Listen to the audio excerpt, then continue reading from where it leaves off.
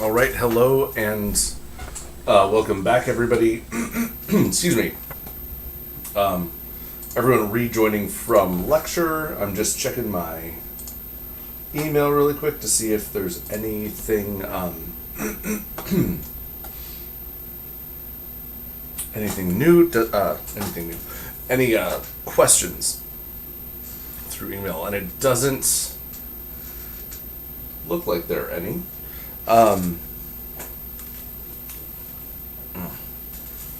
Here's being weird today. All right, so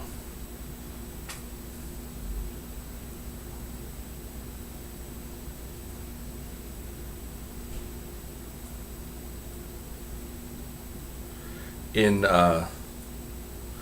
the absence of of any email submitted questions, hey there, Prathana.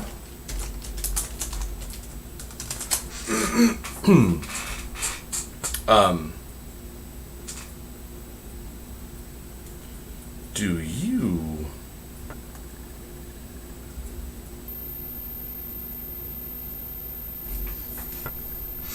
I didn't even have a chance to finish writing. Have any questions? Could you go over some unit conversions, like practice problems? Absolutely. Lab 4, Part 2. Tons of stuff. And hey, Kate, don't want you to feel overlooked. Okay, so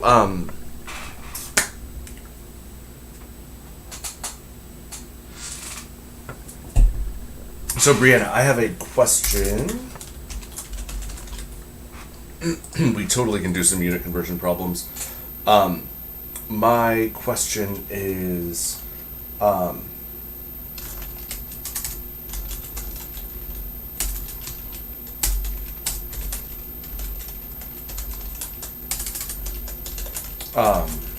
is as follows.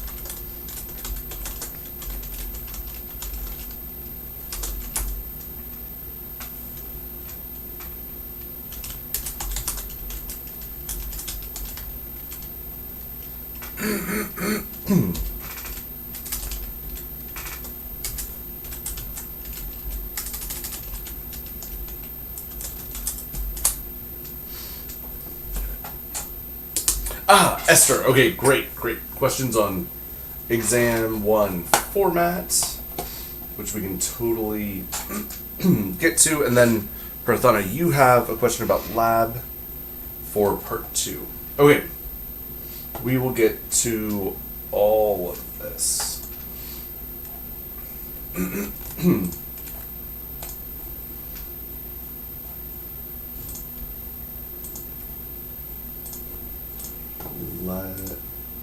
Let me just have a sec.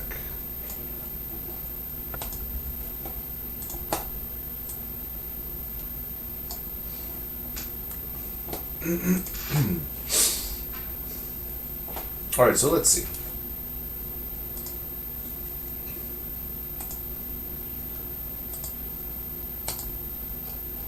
So, Esther, I think yours is going to be the fastest.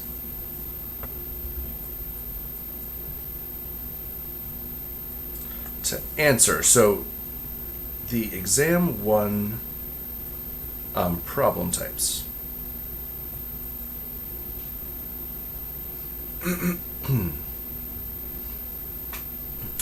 There are they're multiple choice.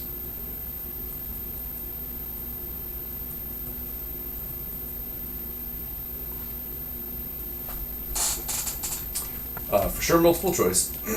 Excuse me.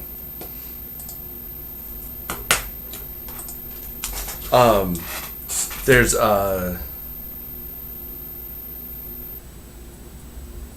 numerical answer. So I ask you to calculate something, and you have to enter the correct number. So I don't give you a list of things to choose from. I ask you for.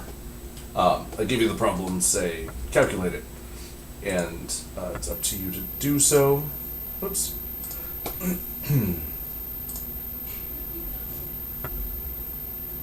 Let's see. More multiple choice. More numerical answer. That's multiple choice. That's multiple choice. Multiple choice again. Lots of multiple choice.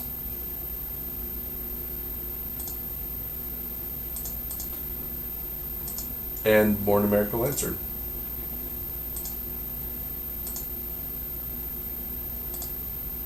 That's going to be multiple choice too.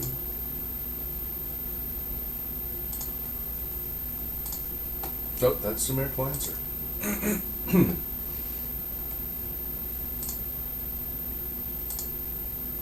Yeah, so it's actually all of it. Esther, to answer your question, is multiple choice and numerical answer are all the questions on exam 1. Okay, Kate, great question. Well, while we're talking about exam 1, I know I'm skipping line, but we're here on exam 1.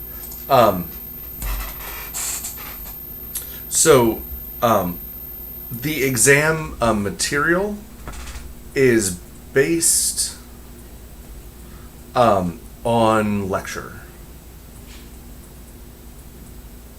So actually, probably the most challenging parts of Lab 4 are the portions of it that actually deal with Chapter 6 stuff, like stoichiometry stuff. And there's no Chapter 6 material on the exam. So it's based on what we've covered in lecture. And Kate, that is correct. There is no short answer.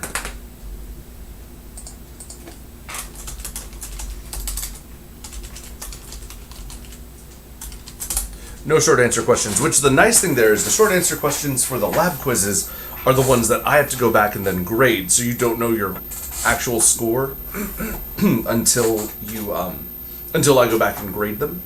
But the nice thing about exam 1 is there are no short answers, so once you complete it, you will instantly know how much how many points you scored. All right, so that's exam 1. Okay, Brianna, you want to see some metric conversions for exam 1?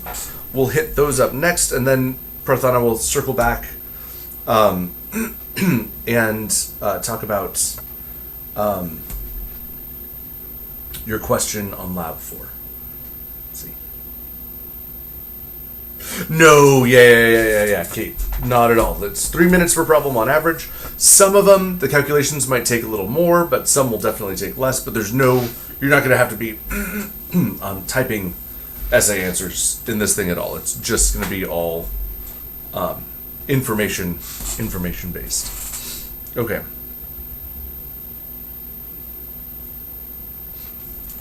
Okay. Oh.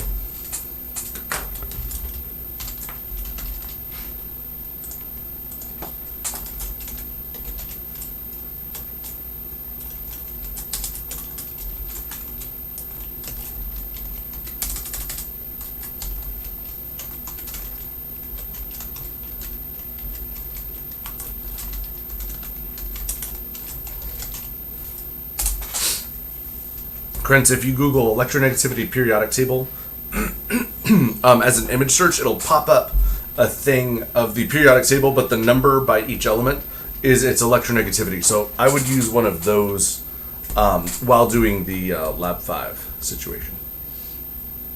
Yeah, totally. And that is also the beautiful thing about this class, because it is open book, internet, other humans. You can find resources anywhere and use them for all assignments. Okay, Brianna, you have been waiting patiently. Let's get to some unit conversions. All right, so for example,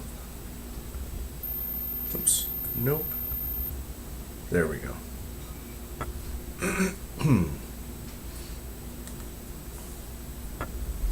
All right, so let's convert 16.8 milligrams to nanograms. All right. Now, the thing is, when you're doing metric unit conversions, there's no direct conversion to go from milligrams to nanograms. All right. Anytime you have the only unit conversions we know for the metric system are from modified unit to base unit. So this is going to take two conversion factors here.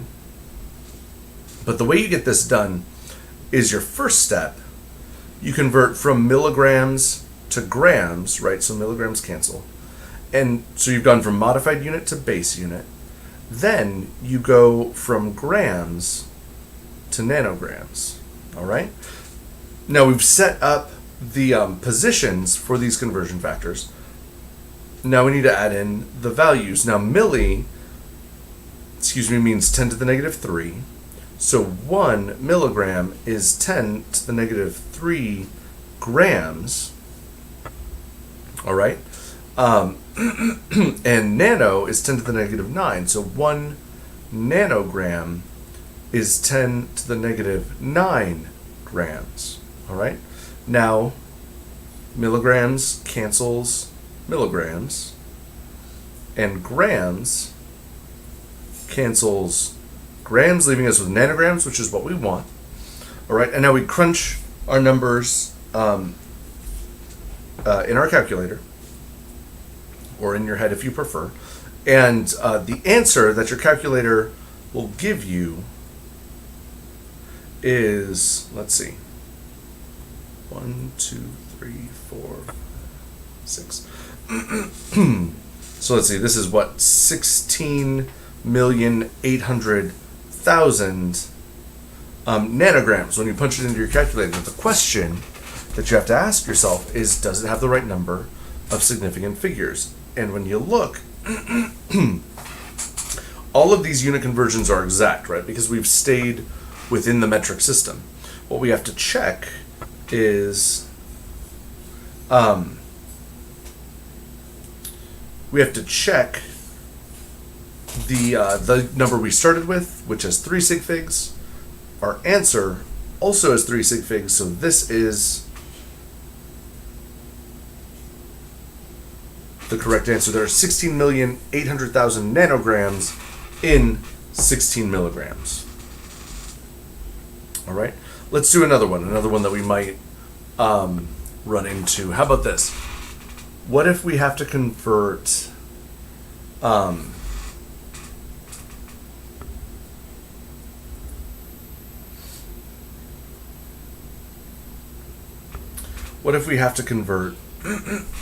let's see.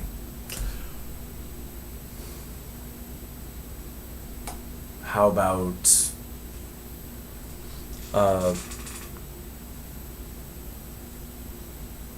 1.070 kiloliters to microliters? All right, let's do this one. Again, we can't go directly from kiloliters to microliters because we don't know the conversions to go from modified unit to modified unit, but we can take the modified unit kiloliter and convert it to liters. Then we take our liters and convert them to microliters. All right? So 1 kiloliter is 10 to the 3rd liters, and 1 microliter is 10 to the negative 6 liters. All right?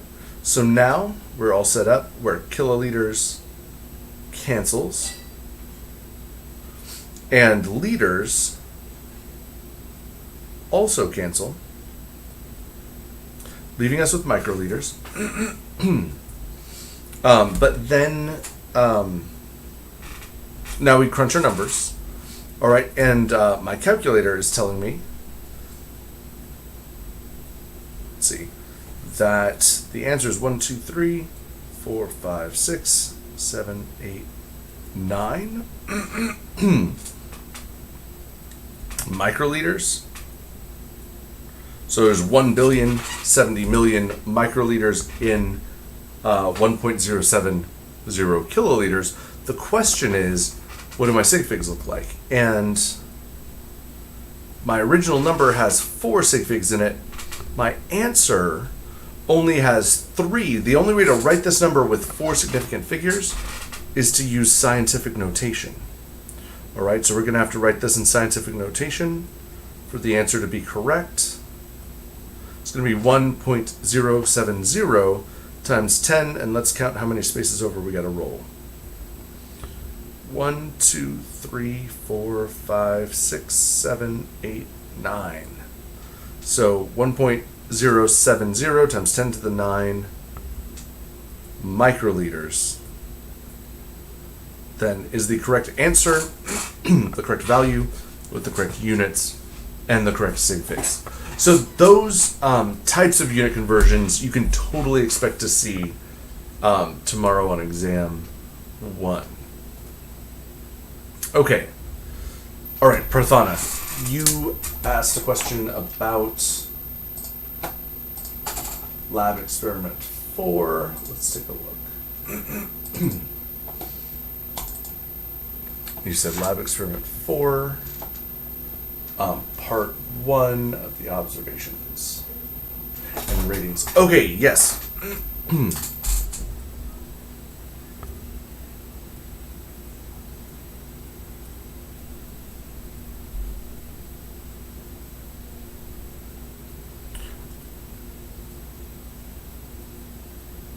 All right, so lab experiment 4, part 1.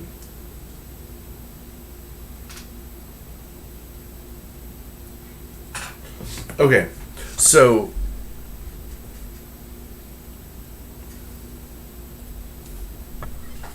let's see. So here, the way you handle this part is you are going to do 2 things. Write your observations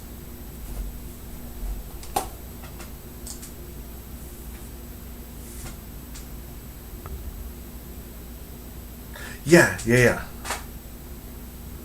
Write your observations on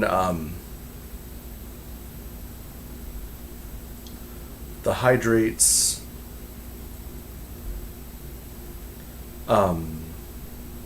effect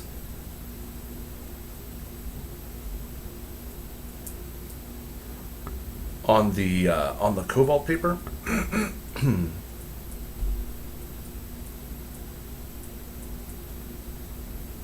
So that is the first thing that you do, and then the second thing.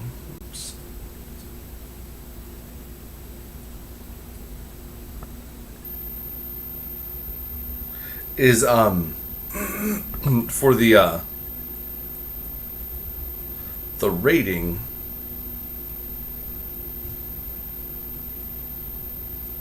part, is it a hydrate or anhydrous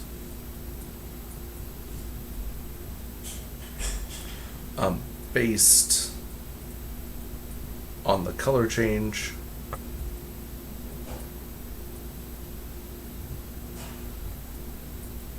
or lack thereof.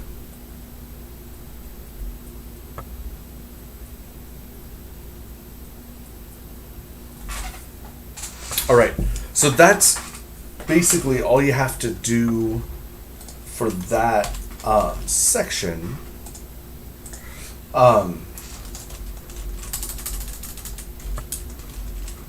Berthana, did you have a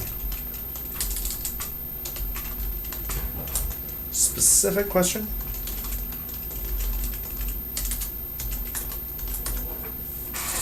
Or was that did that explanation kind of clear things up for you? Let's see. And Kate, I see your question with Homework 3, number 9.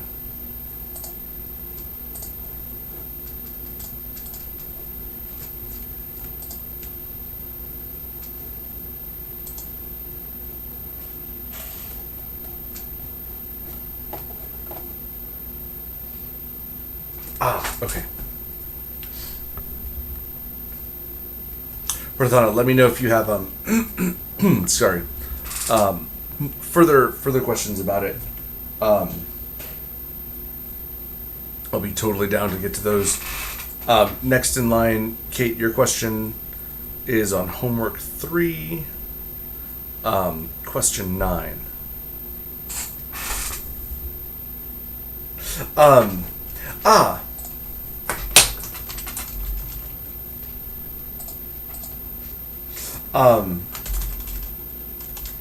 All you have to do is write down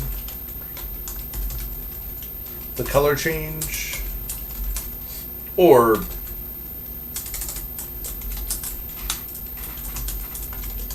no change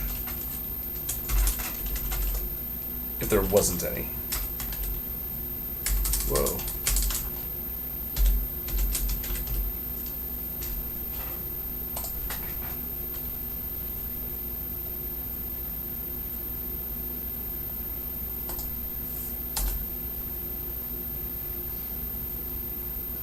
Yep, exactly, Esther. That is 100% correct.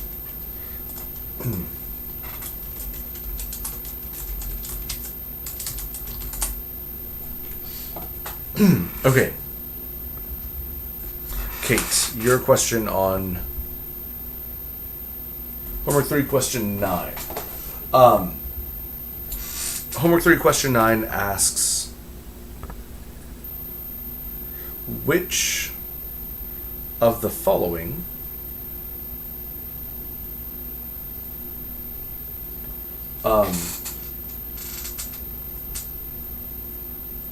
compounds have a parentheses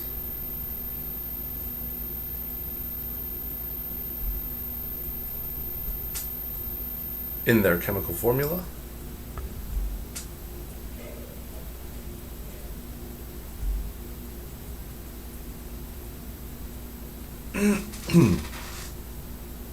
All right, then you've got to ID which one of these compounds have a parentheses in their chemical formula.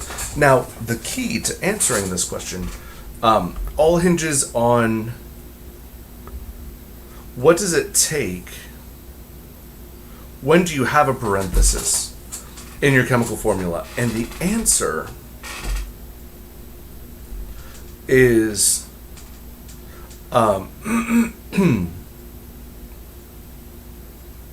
you only use parentheses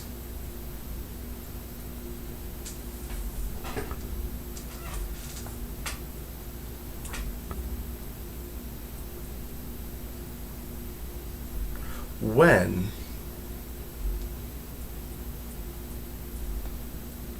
you have more than one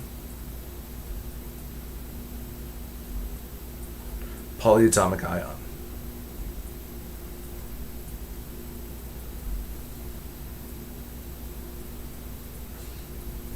All right. So, for example, if you had the compound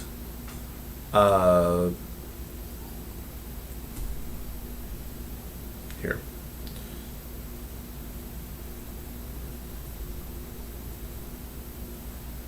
Sodium nitrate. All right. If you have the compound sodium nitrate,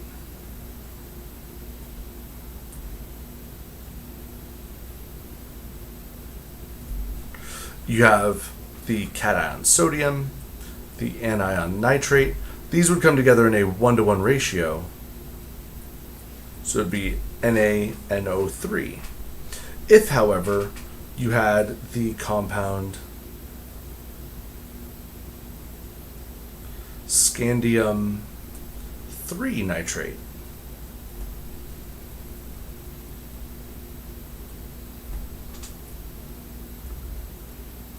All right, here our cation has a charge of +3. It's a transition metal.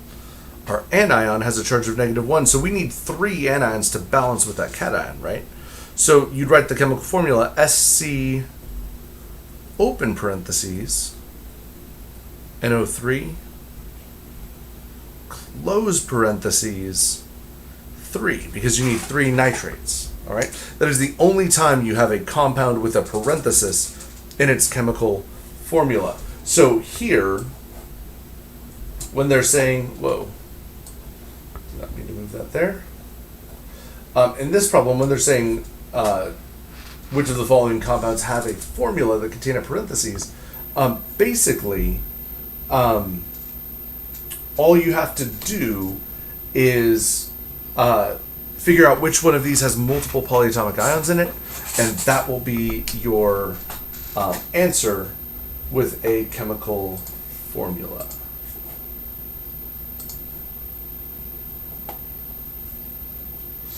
Okay. So that, Kate, is the answer, or not the answer, but how you get to the answer for homework 3, question 8. All right, let's see. Multiple choice. When you're okay, so now I'm to Kate, but Kate with a V. You asked, when naming covalent compounds, how do you know, how do you determine which atom is atom number 1? So Kate, your question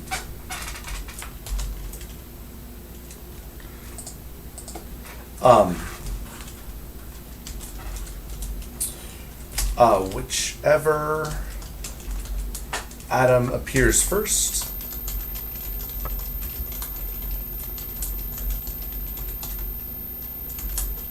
is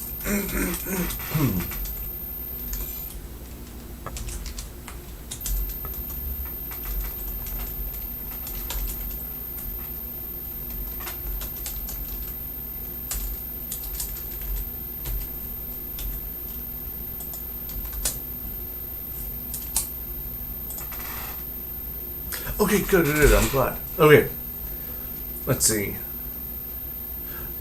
Kate with a V, I just answered your question in the chat. Let me know if it doesn't make sense. Totally clear it up if it doesn't. Exam 1, gonna have material from, okay, I answered that one. Let's see, for lab 5, we are, okay, I answered that one too. Okay, all right. Well, we're only 26 minutes into office hours.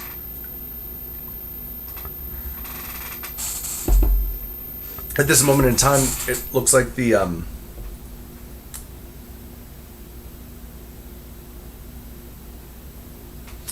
questions have low-key dried up. So I'm here to ask, whoa, that's a stupid R. There we go. Are there any more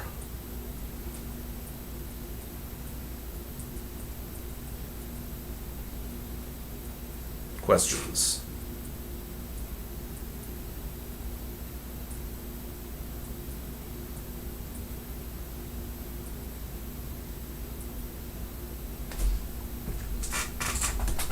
When you get more, hit me up, because I am here and ready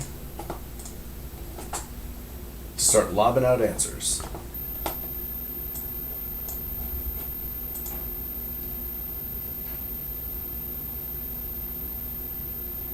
Let's see, part 2, lab 4. It gives us only one reading. Let's see.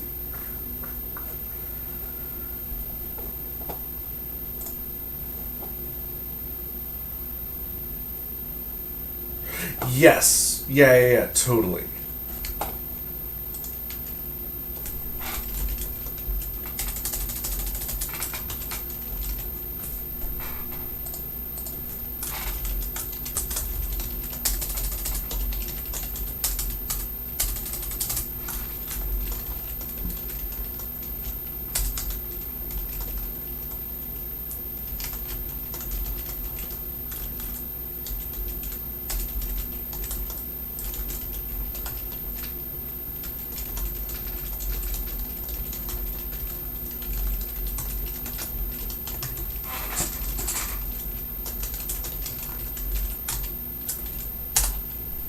let's see, could you do a practice problem to determine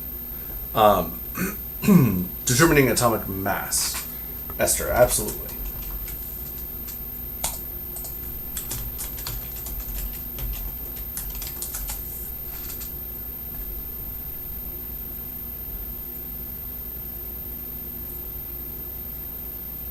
Okay.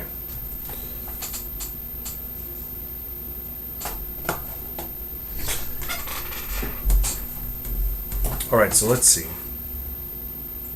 All right, hang on. Let me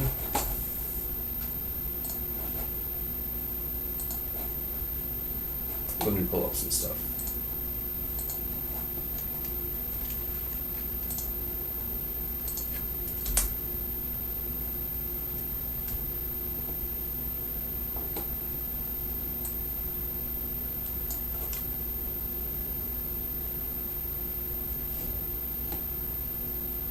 Okay. All right, so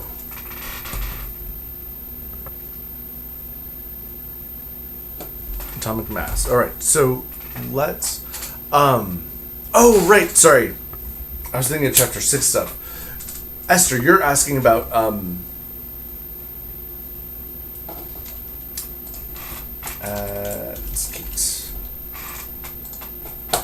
let's see. Oh, that's number 4. 5th. Yep. It's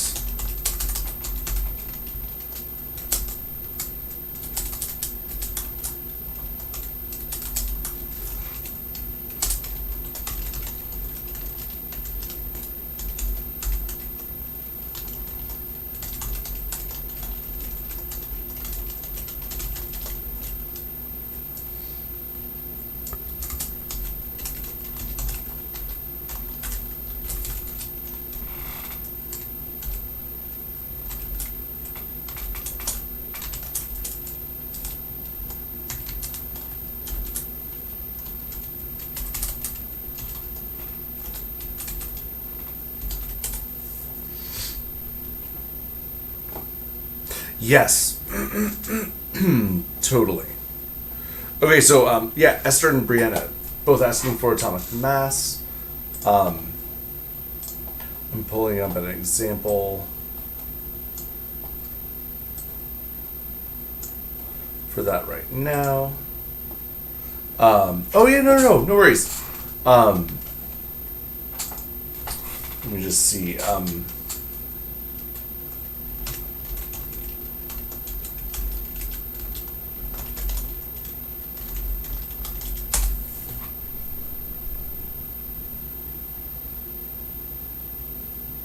Okay, so here, so let's take a look at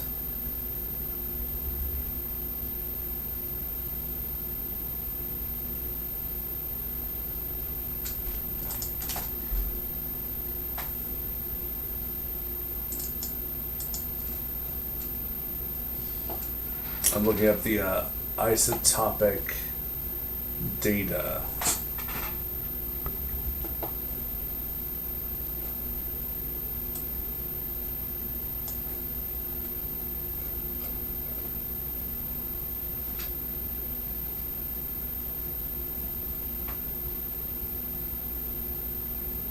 Okay, so so let's determine the atomic mass for everybody's favorite element, silicon. All right, so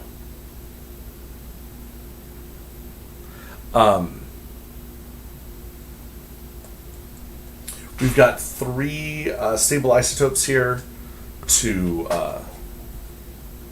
consider. The first is silicon, let's see, where's that, 28, who has, this isotope has an atomic mass of 27.976, AMU, silicon 29 has an atomic mass of 28 point, let's see, oh, again, another 976. AMU and silicon 30, who has an atomic mass of 29.974. AMU.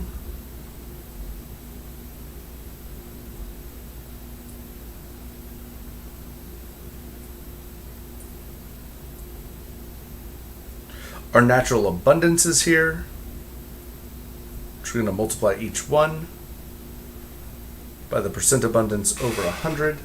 The percent abundance for silicon 28 is 92.22.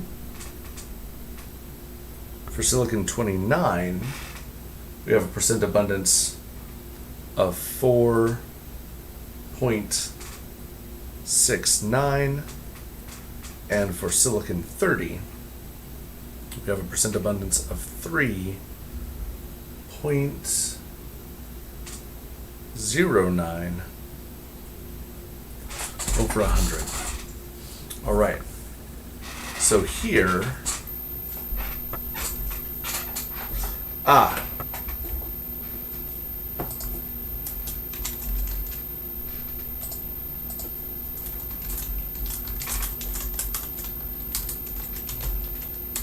a quick question.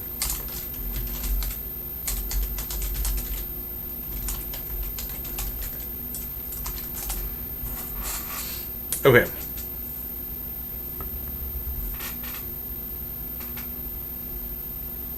So we go 27.97 times. Yes. Yes, Esther.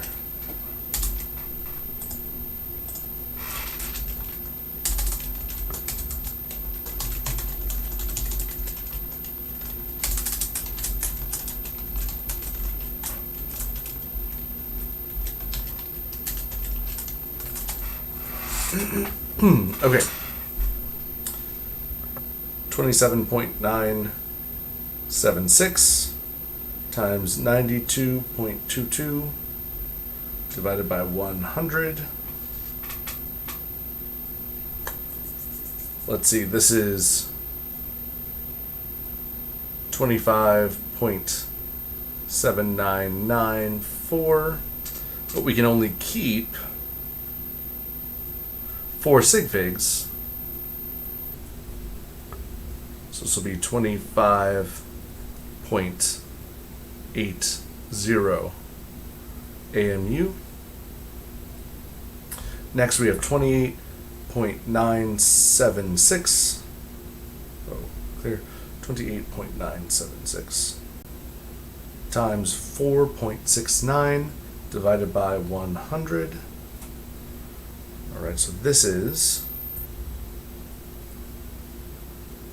1.3589, but we can only keep 3 sig figs because of our percent abundance. So this will round to 1.36 AMU. Finally, we have 29.974 times 3.09 divided by 100. This comes out to be 0.92619. And again, we can keep 3 sig figs based on our percent abundance. One will round down, so this will be 0.926 AMU. Now we're going to add these 3 together. So we have 25.80 plus 1.36 plus 0.926 adds up to 28.086. Sig figs wise, because we're adding, we have to go with the least precise. We have to round to the second decimal place. So that 6 will round up. So our final answer will be 28.09 AMU. All right. So that is how you find the atomic mass based on the individual masses for each isotope and using the percent abundance of each. Okay. All right, so next question in line, I'm working my way down. Let's see, we have Kate V. Kate V, your handle is Kate V, period. Whenever I see Kate V, my brain reads it like Roman numerals. I always see it and think, Kate 5. So anyways, there's information for you. Let's see. How about for questions 11 and 12 in the practice homework from chapter 5? Textbook question. Here.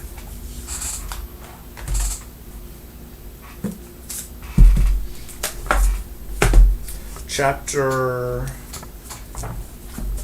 5, questions 11 and 12. Let's see.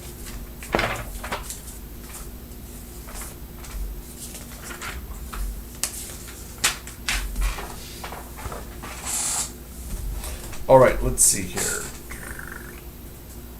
They have us find two. No worries. I think it's awesome. I think it's awesome that you're Kate 5. It sounds like you're maybe an android or something. Okay, so let's see. They have two elements on the periodic table, then determine the formula based on their likely compound. Okay, so here, let's see. Let's take a look.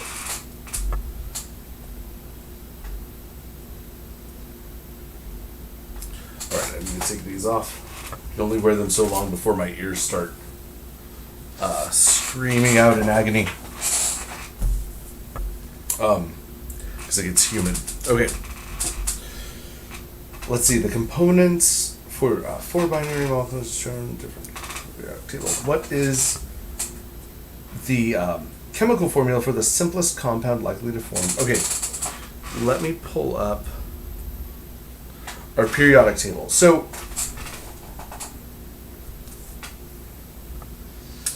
for example, so this is chapter 5, homework. This is homework 11. Homework problem 11 from the chapter 5 practice questions. And so they say, for example, their part A is what is the most likely compound to find from the red compound, and then they highlight two elements in red, and one is hydrogen, and the second, whoa, come back layers. The second is sulfur. So they want to know what compound would form from H and S. Well, first off, the first thing to note is we're dealing with two nonmetals, so this will be a covalent compound. And when you look at the Lewis dot structure for hydrogen, there's only one lone pair. The Lewis dot structure for sulfur, not one lone pair, one electron, has 6 valence electrons. So to complete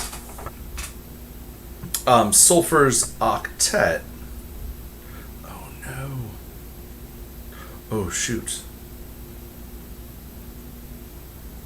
hang on. Sorry, I've got to undo all this stuff because I started writing directly on the periodic table. So if I erase it, the periodic table goes with it. Yeah, this might take a minute to undo.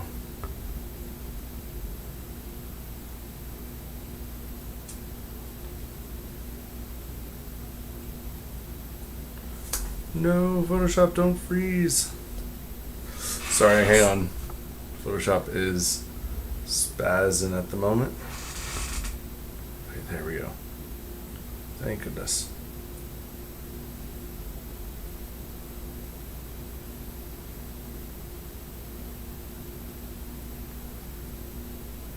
I hate when I do this.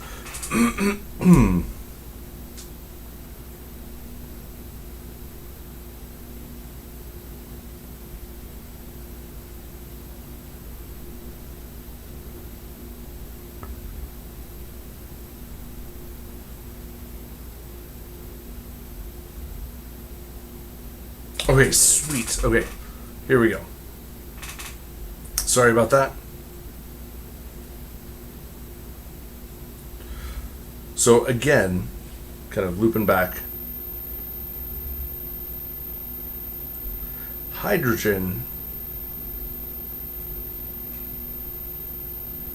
one hydrogen will kind of help sulfur get to a full octet, but really, we need to bring in a second hydrogen atom. That way sulfur can have 8 valence electrons. So the most likely chemical formula for a compound made from hydrogen and sulfur will be H2S, because that's how many hydrogens it takes to help sulfur complete its octet. That was part A. To this one, if you look at part B, they want to know, okay, what compound would likely form from the blue? And blue is carbon together with bromine. And when you look at carbon,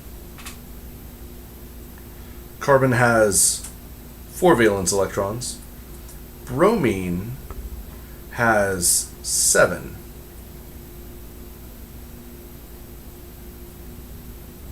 Bromine only needs 1 electron more to have a complete octet. Carbon needs 4.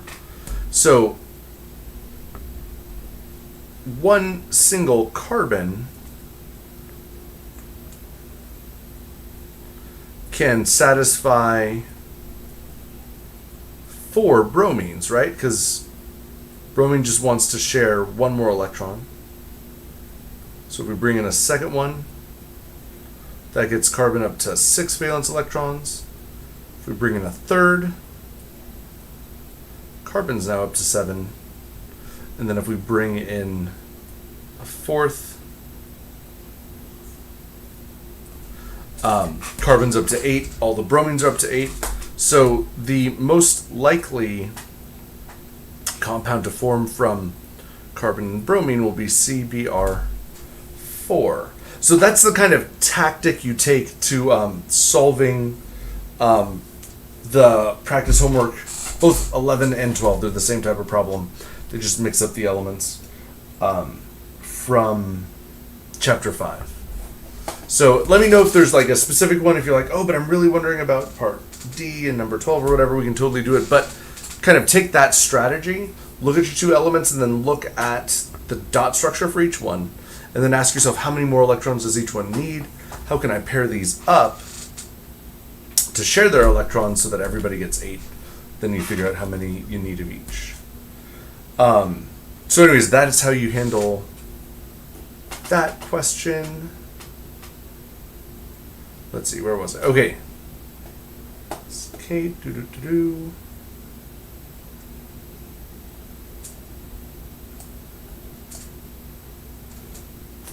Okay.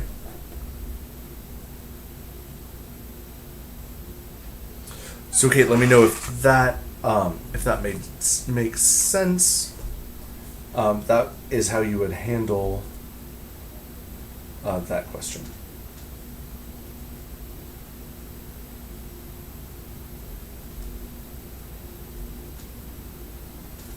Okay.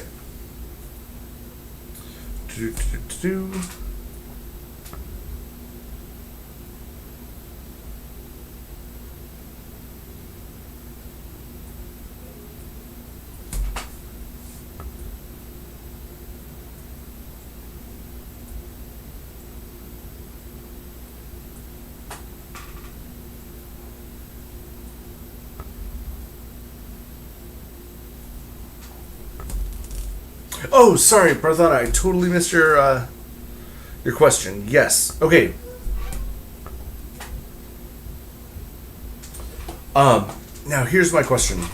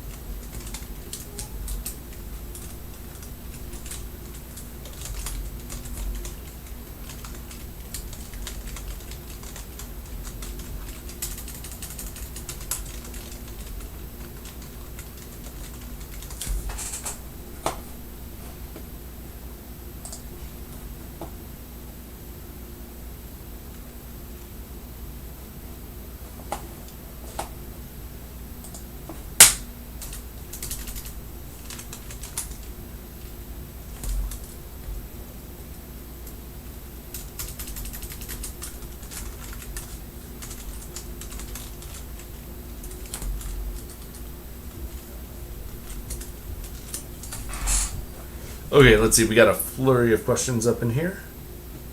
Is there a method you use in which element you name first? Okay, and number 11.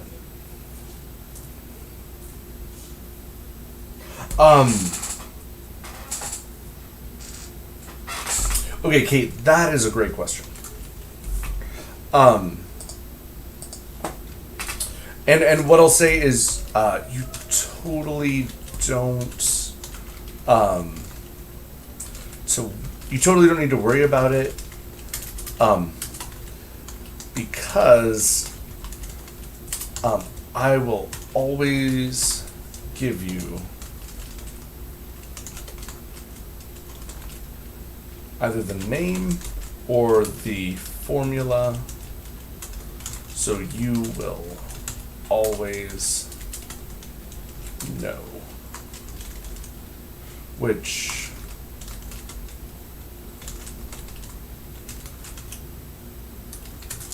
okay, Parthon, massive hydrate. Okay, so this is lab 4.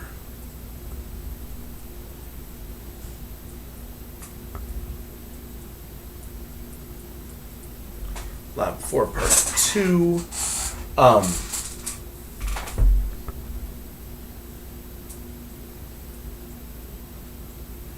So to find the mass of the hydrate, you know the total mass of the crucible plus the lid plus the hydrate. All right, you know the total mass of crucible plus lid plus hydrate. You also know the mass of the crucible. You also know the mass of the lid. So, if you subtract the mass of the crucible and the mass of the lid from the total mass of everything together, the answer, that difference, will just be the mass of the hydrate. So, Parthana, that's how you go about finding your mass of hydrate. Take your total mass of the crucible, lid, and hydrate together, subtract the mass of the crucible and the mass of the lid, and that will give you your hydrate's mass. Okay, Carenza, let's see. In lab 5, NO2,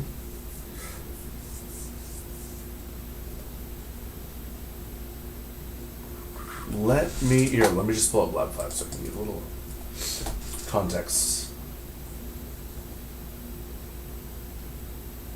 With an odd number of electrons. Okay. Well, this one's interesting. All right, so this is lab 5.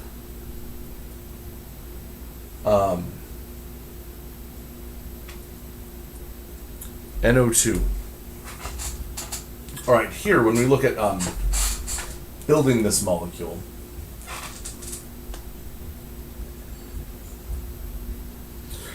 so we have nitrogen with 5 electrons, oxygen with 6, but then we got to multiply that times 2, so we have 17 electrons in the budget. Our central atom is going to be nitrogen. Next, we want to attach our oxygens. This will cost 4 electrons. 13. All right. Oh, awesome. Kate, I'm so glad to hear that. And you are totally welcome. All right, now for oxygen, for our first oxygen, it'll take 6 electrons to complete its octet, leaving us with 7.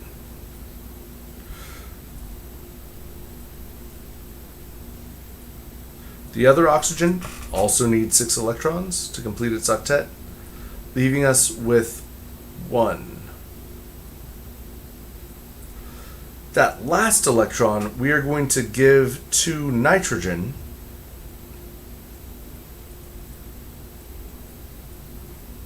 And now we've spent them all. Nitrogen only has 5 electrons, and in this is a Lewis structure where we can make it better, right, by taking one of these lone pairs and using it to make a double bond. But still, nitrogen will only have 7 electrons, and there's nothing we can do. It just has to be that way. We don't have enough electrons to complete its octet. This was one of the ones I warned you about. I think I warned you about NO, but this is the same story. Now, Carenza, we gotta scroll back to find your original question. Right. Okay. So here's the thing. When it comes to polarity,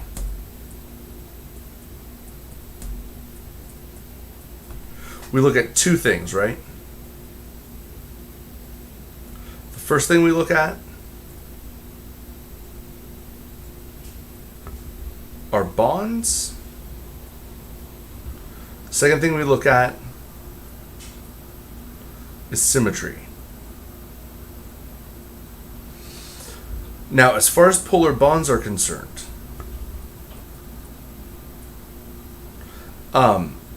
oxygen has an electronegativity of 3.5, and nitrogen has an electronegativity of 3.0. So the difference here in electronegativity is 0.5. This is polar. All right? That's polar. So we have polar bonds. The question is this molecule symmetric? And when you look at the number of electron groups, here we have 1, 2, 3 electron groups around our central atom. That 1 electron basically counts as a lone pair. So here we have 3 groups.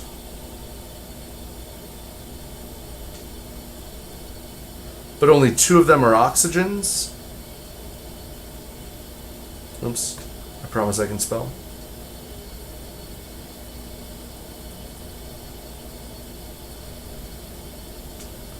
This means this is not symmetric.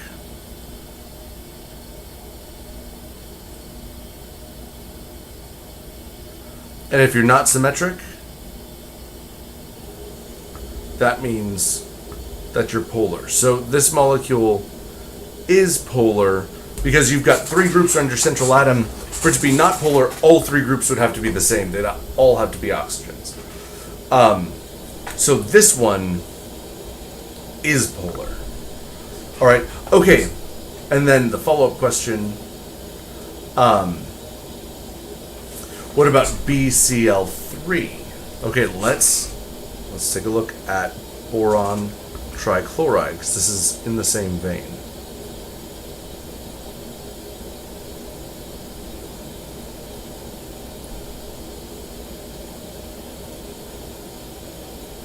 Boron has 3 valence electrons. Chlorine comes with 7. But again, we're dealing with 3 here. So 7 times 3 is 21. Plus the 3 from boron gives us 24 electrons. Central atom is going to be boron. We're going to start by attaching our chlorines to our central. This will cost 6.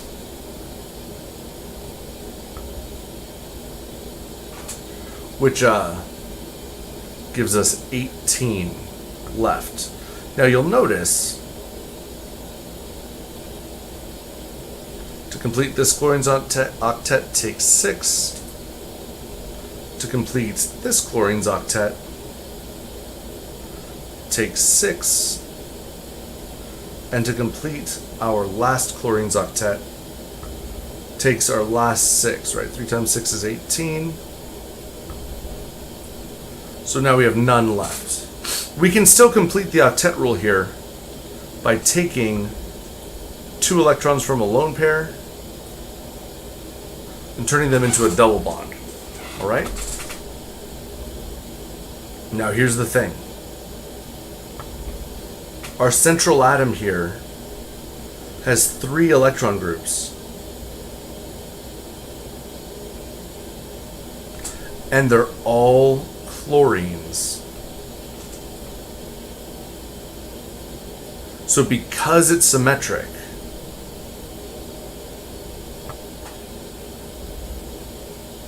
symmetric equals nonpolar.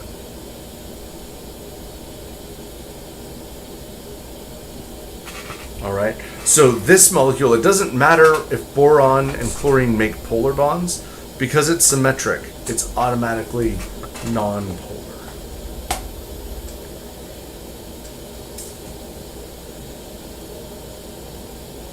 Okay, so let's see. Prince, I see you got a couple more questions, but I know there's also unanswered questions up in the thing, so I'm just gonna scroll back up, get those, and then I'll catch your additional ones on the way down. Okay, Esther, thank you for being patient. Let's see. So for exam 1, will questions on naming the ionic compounds consist of formula and figure out the standard name, or will they vary in similarity to the questions on homework 3? Great, that is a great question. Let me just take a quick look at homework 3 before I answer.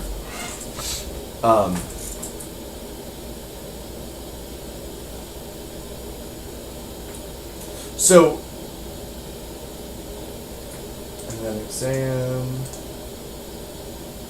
1.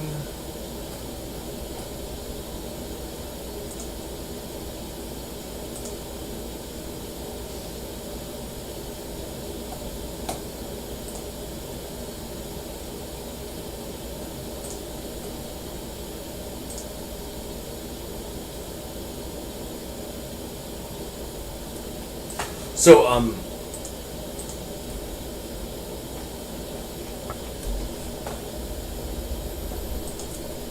right, so Esther.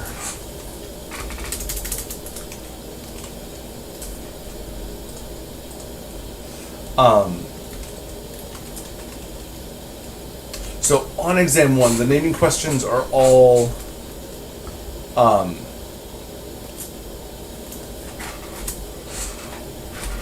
or here, I'm actually going to use this. Nope. So on exam 1, so exam 1 naming questions.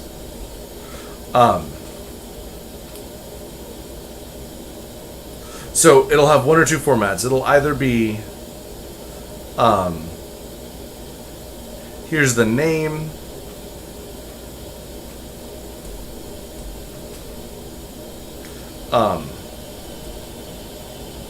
find the formula,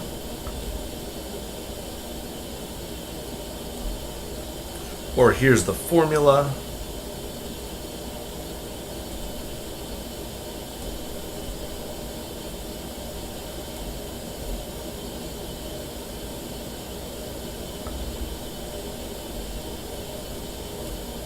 find the name. So that is how the naming questions will go down on exam 1. There's a cluster of them that's, here are the names, find the formula. There's a cluster that are, here are the formulas, find the name. All right, so let's see. Okay, so that's Esther's, Kate, I'm not exactly sure how to word my question. But basically, how do you know when to name something? Okay. Kate, I get your question. Okay. So, Kate, here's your answer. So for the naming stuff. Oh, it's funny. Esther was asking about specific naming questions. Now, Kate, your question is, how do you know what to name?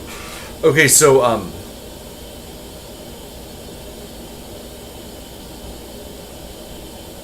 use covalent naming. You want to use covalent naming when you have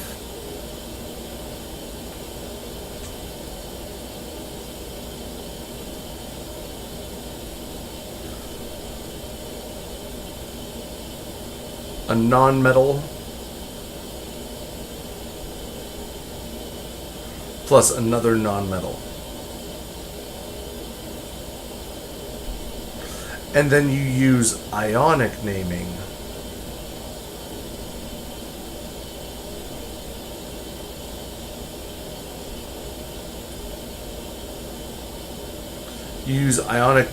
when you have a metal together with a nonmetal.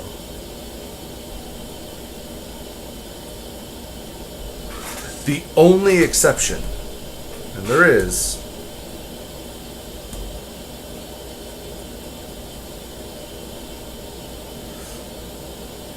yes, yeah, totally.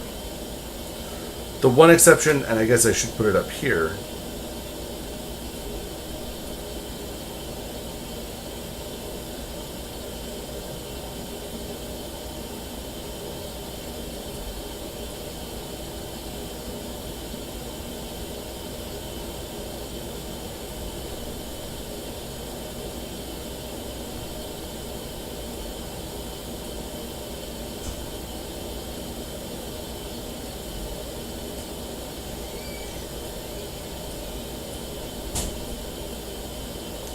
the exception here when it comes to covalent naming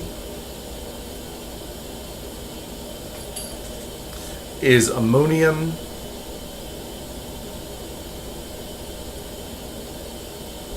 and hydronium. Both of these are polyatomic cations with no metals. So, because even though they only have nonmetals because they're ions, you use ionic naming. All right, so this would be ammonium chloride. This would be hydronium oxide.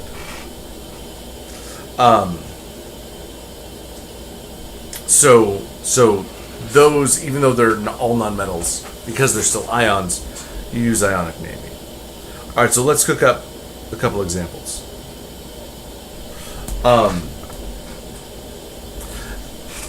So let's say I want you to name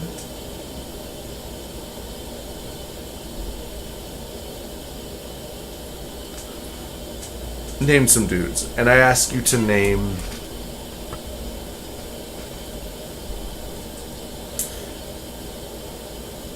how about excuse me.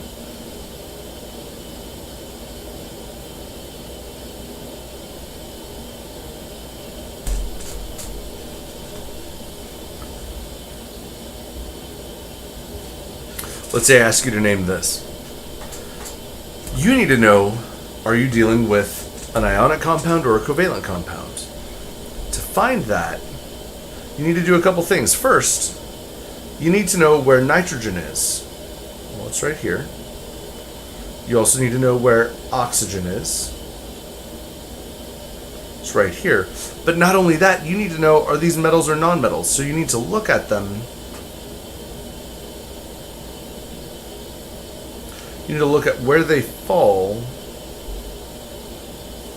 on this line, because you know that your nonmetals are located to the right, your metals are located to the left, with the exception of hydrogen, also a nonmetal. So here, these are both to the right of those metal versus non-metal railroad tracks. So 2 non-metals means this is a covalent compound. So this would be dinitrogen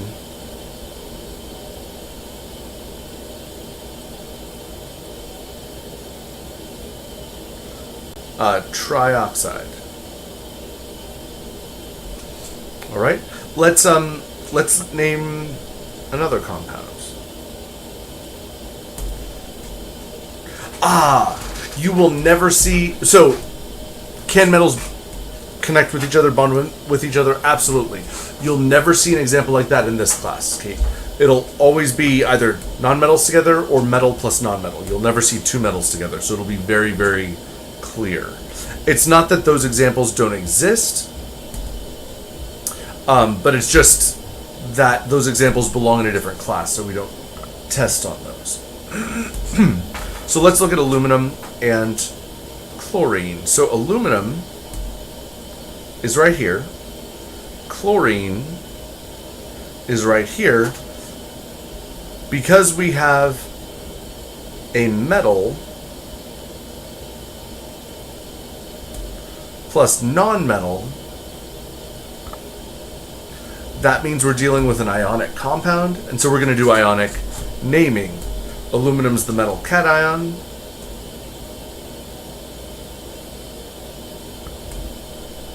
And chloride is the non-metal anion. Does that make sense? I think one last example.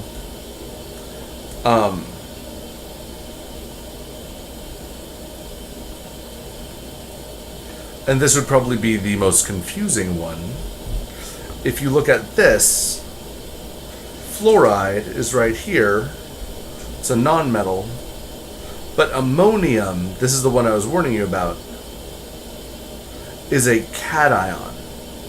So since we have a cation together with an anion, this compound is ionic. All right, and that's the one kind of tricky exception. So this would be named as ammonium fluoride.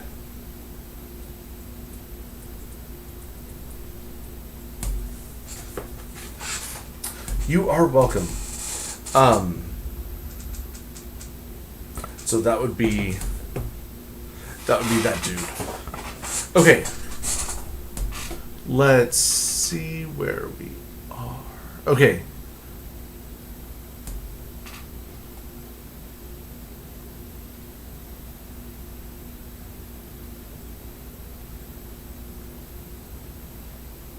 Oh, Kate. Okay. Let's see.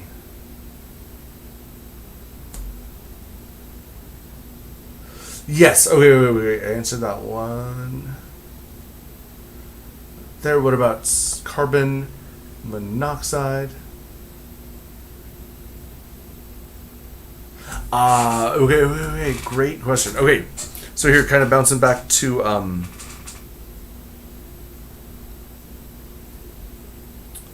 lab 5.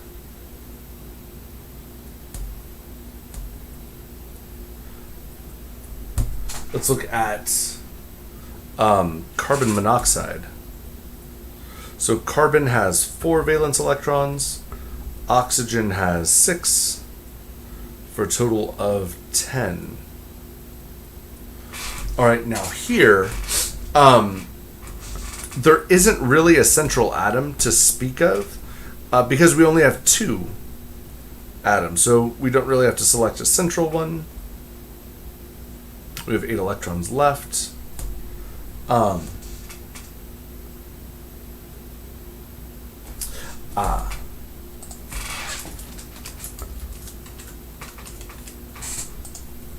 Esther, I think you can answer your question quickly.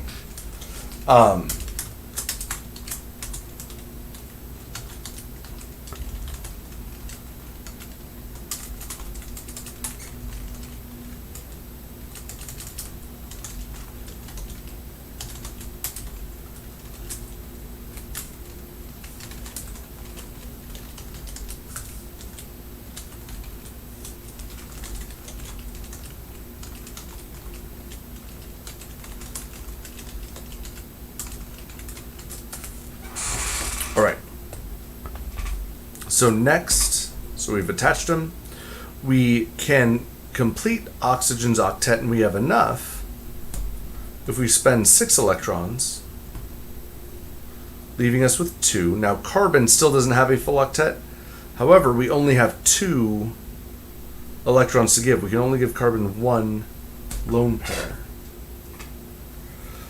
leaving us with none. Now carbon still doesn't have 8 electrons. Right now it has access to 4. So we need to use our lone pairs on oxygen. We need to share our lone pairs on oxygen to make a double and then a triple bond. And this is the electron configuration for carbon monoxide that you're asking for, Carenza. And when you look, it doesn't matter which atom you look at because they're actually both going to be the same. There's going to be, so here we have 1 atom attached and 1 lone pair for a total of 2 electron groups. And you'll notice that if you look at oxygen, it's actually exactly the same. 1 atom, 1 lone pair, one atom, 1 lone pair. So we have 2 electron groups. It doesn't matter which one you pick as the main element. Oh, okay. Then you're wondering, how would you name CHCl3? Well, we're dealing with a covalent compound, first and foremost. Right, no metals. So this would be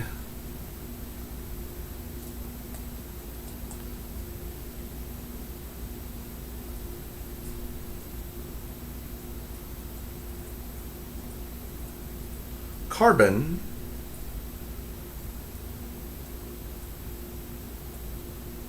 monohydride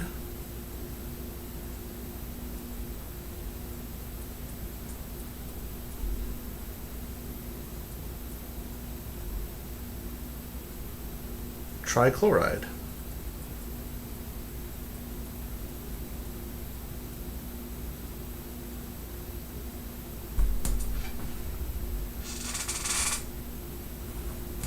That's how you name CHCl3.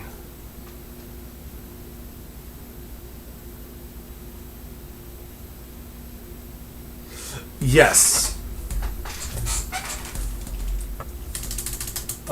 Ester.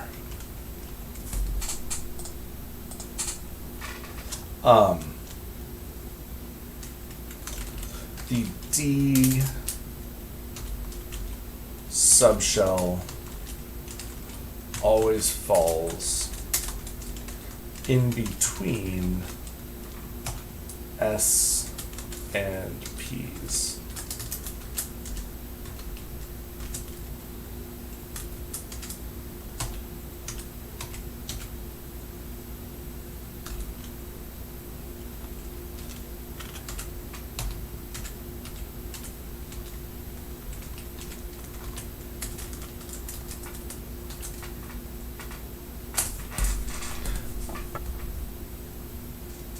Yep, exactly. That is exactly it.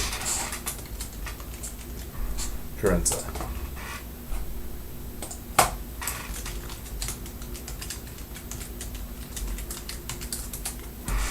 That is exactly it.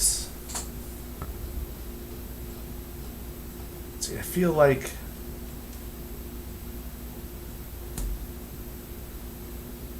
oh, okay, yes. Okay. Okay.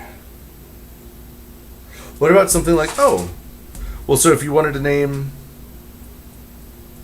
C2H6. Oh, dude. Esther, you are welcome.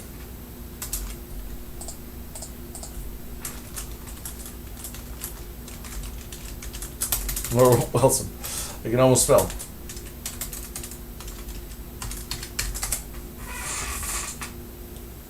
Let's see. Okay, so Carenza, so naming C2 H6, this would be dicarbon,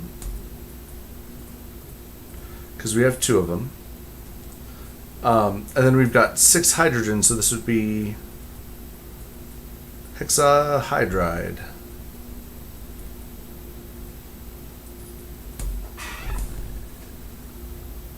Oh, sorry. Yes, okay. Oh, yeah, okay, for the name. Okay, I mean, not the name. Sorry, my brain is fried already. Not for the name, for the dot structure. Okay, that is a more interesting question. Well, let's add up our valence electrons. Carbon has 4, hydrogen has 1, but we have 2 carbons, and we have 6 H's. No, dude, it was not your bad. It was my bad. Totally my bad. So 2 times 4 is 8, plus 6 is 14. 14 electrons to spend. Well, we don't really have a central atom, but we need to start connecting these things, right? So let's go ahead and connect our 2 carbons together. That'll spend 2 of our electrons, leaving us with 12. Now, the one thing, Carenza, that we do know about carbon is if you look at the dot structure,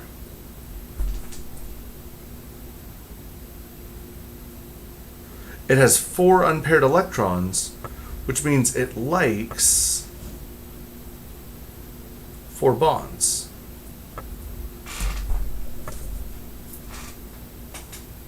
All right, it likes to make 4 bonds. Now, we already have 1 bond in play. I'm going to move this down because I'm going to need some more space. Right, we got that 1 bond between our 2 carbons. But our individual carbon wants to make a total of 4. It wants to make 3 more. So to complete the carbon on the right's octet, we're going to need to make 3 more bonds. So we're going to have to use 3 of our H's. We'll spend 6 electrons, leaving us with 6. And you'll notice we have a total of 6 hydrogen, so we have 3 more. And to connect these to this carbon, it'll take 6 more electrons, and that is exactly how much we have left in the bank. So this would be the Lewis dot structure for C2H6.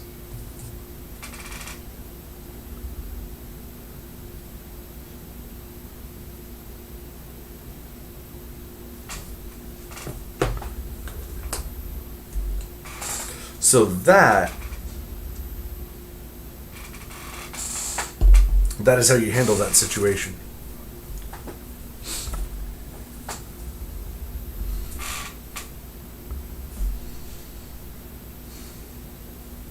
Yeah, the carbon-based ones are organic molecules, and in organic chemistry, you don't really have structures that have a central atom. So yes, Carenza, exactly. Each carbon will have 4 charge clouds because each carbon has... So you look... Okay, that is a great question. You look at each one individually. This one has 4 atoms, 0 lone pairs. So that would be 4 charge clouds or electron groups. And then if you look at the other carbon has 4 atoms,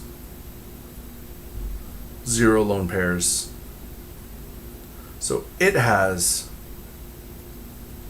4 electron groups.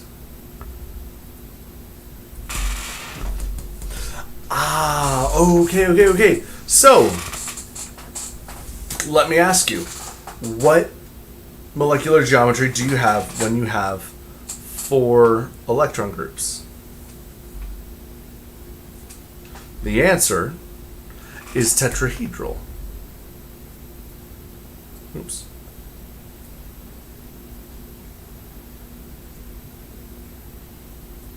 So when you look at this molecule, you can no longer, with organic compounds, because there is no like central atom, you can't say, oh, this entire atom's molecule's geometry is this, because they're larger, they're more complex. Yeah, exactly. But what you can say is this carbon is tetrahedral,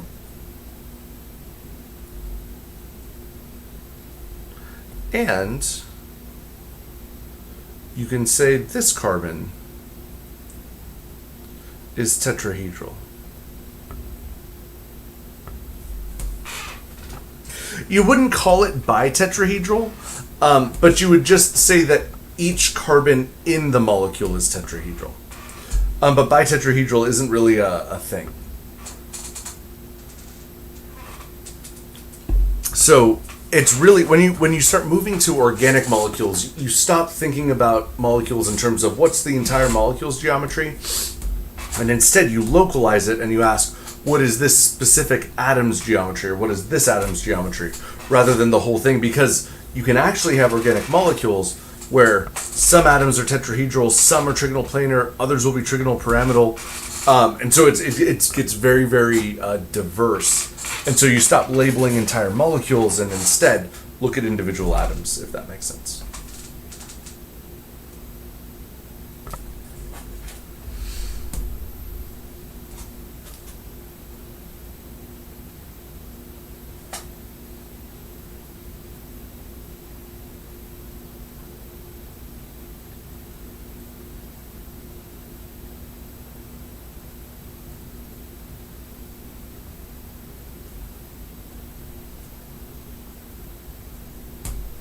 Awesome.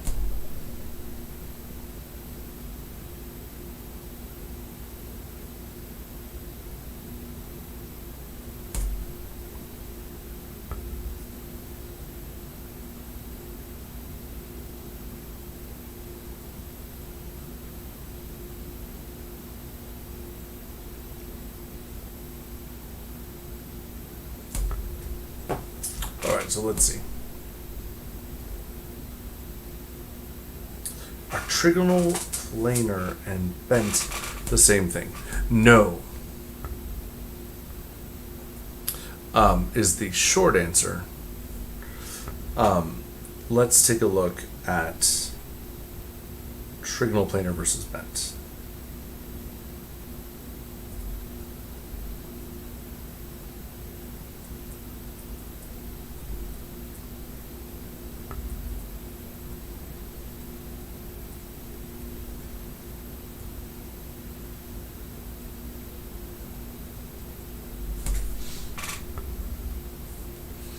All right, so an example of a trigonal planar molecule would be nitrate.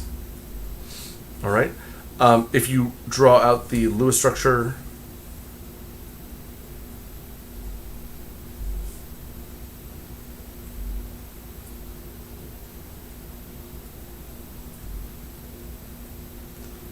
for nitrate, it's going to look like this.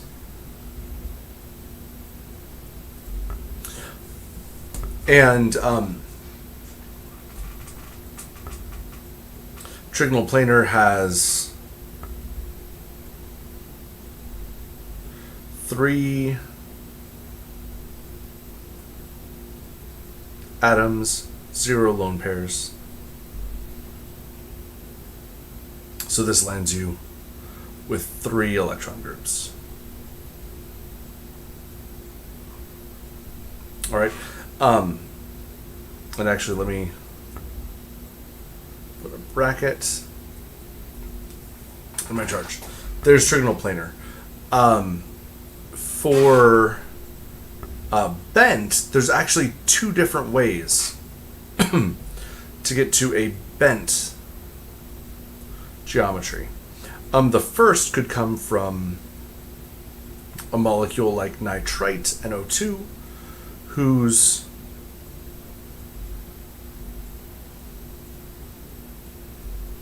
structure would look like this. or does look like this.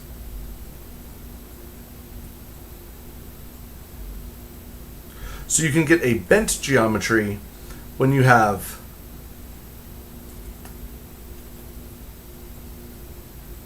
two atoms and one lone pair. So still 3 electron groups.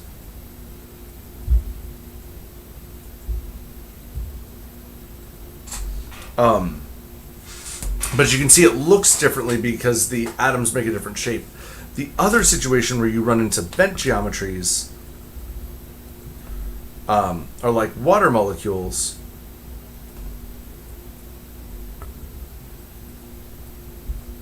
This will also give you a bent geometry where you have 2 atoms and 2, I'm sorry, didn't need to switch colors yet, 2 lone pairs for a grand total of 4 electron groups. Both of these are bent geometries because they look like bent lines. Okay. Oh yeah, no worries. Okay, let's see here. Okay, Prathana, not getting how to calculate the last 4 questions from part 2 of lab 4. Let's take a look.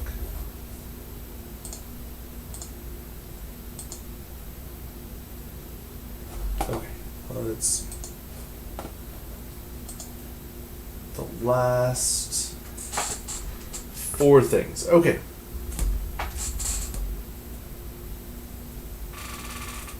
So this is, we're jumping back to lab 4. Lab 4 part 2. Let's take a look. So the last 4 things. So these are the mass of the anhydrous sample, mass of water in the sample, of course, and then observations. Okay, so first off, Prathana, the observations you don't have to worry about because I don't think they showed you those. So let's look at your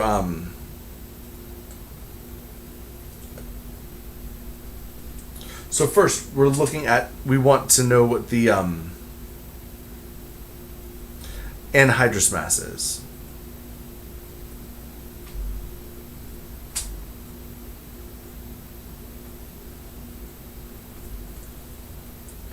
All right, and the anhydrous mass, this is the sample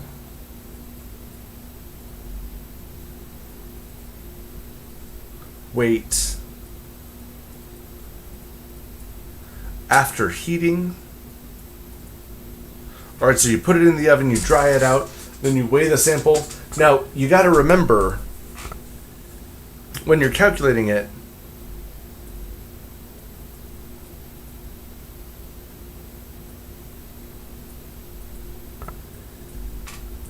you just got to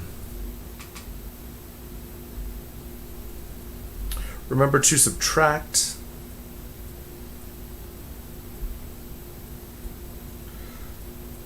the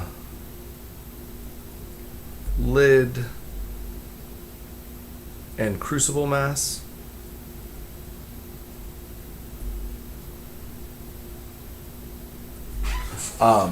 From that thing, so the mass after the second heating, but that's how you get your anhydrous mass. And then the second thing, the mass of water is just equal to the mass of the hydrate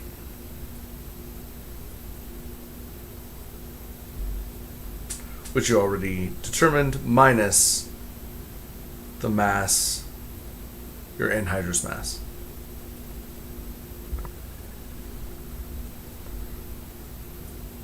And that difference will give you your mass of water. Okay. Let's see, Esther, for questions on orbital diagrams, will those be drawn for us on the exam?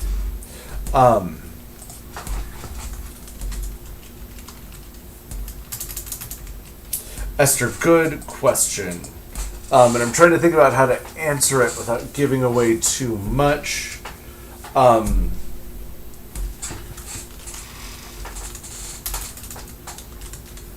They could be. I could, and this is I'm being cryptic on purpose. I could also ask a question where you would need to know what the orbital diagram looks like in order to answer it. In other words,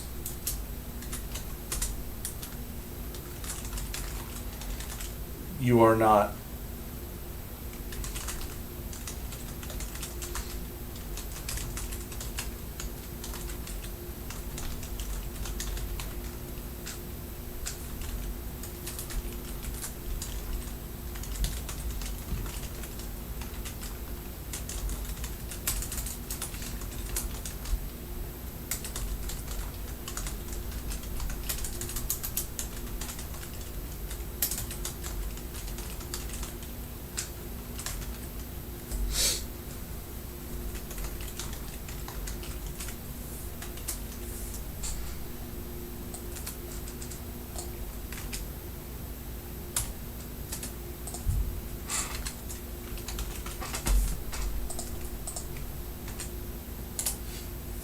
okay.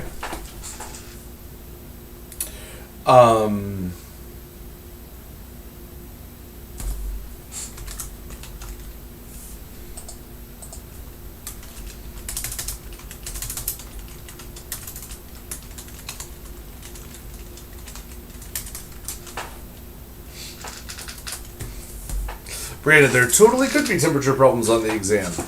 I'm not willing to say yes or no, but they could totally be there.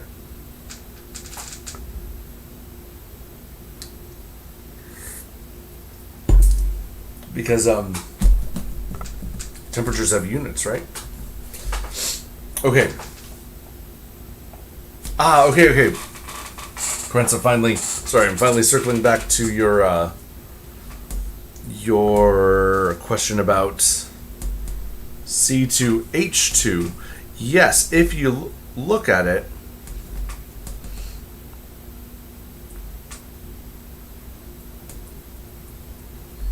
so when you draw the Lewis structure for C2H2, totally, otherwise known as acetylene, you'll notice that the first carbon is linear and the second carbon is linear. So this entire thing is one straight line. So we would say that this molecule is linear because all the individual geometries and the individual atoms are linear. So it's just one, like a throwing dart, one straight line. Okay, let's see. Could you explain structural isomers? Yep. Okay. So, okay. Here. Let me just check something really quick. I'm just looking up Lab 5 at the specific problems they ask for. Okay.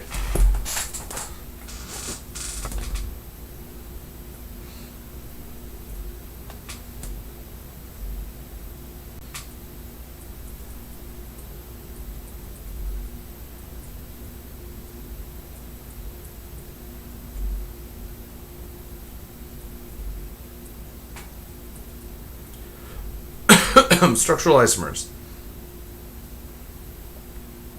The definition of a structural isomer is as follows, or structural isomers. Structural isomers are two compounds with the same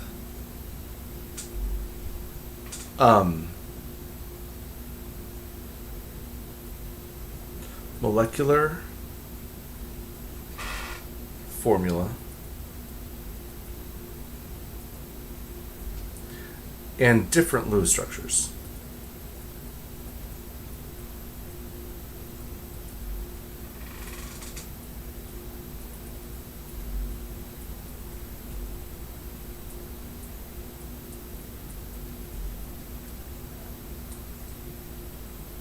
All right, same chemical formula, different Lewis structures.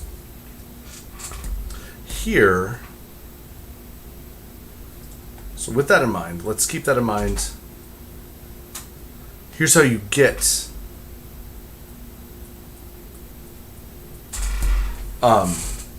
here's an easy way to get different structural isomers.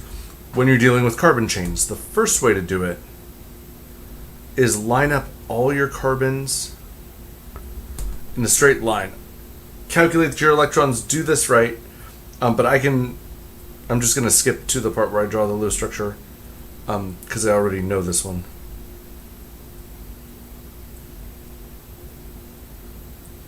Line all your carbons up in a row. Make the longest chain you can.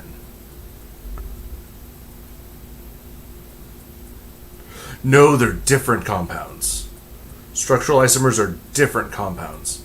If they have different Lewis structures, they're different compounds, even if they share a chemical formula, which is crazy. All right, so first step, longest carbon chain. Now, for a structural isomer, do the second longest carbon chain possible. So here would be 5. And then on the second to last carbon, attach your last one. So now we have 6.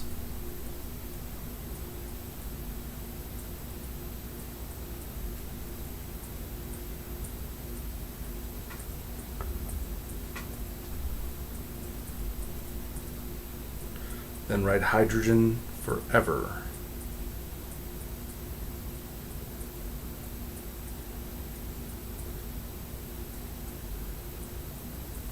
You want another one? Here's another one. Shorten the chain up again. Go 1, 2, 3, 4. Put one here. Put one here.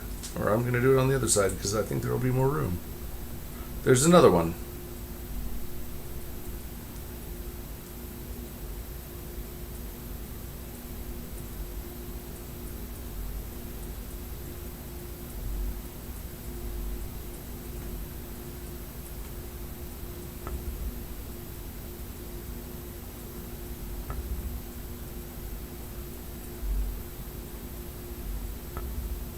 So you can just keep doing this. You can move around your all the pieces. Yeah, it's a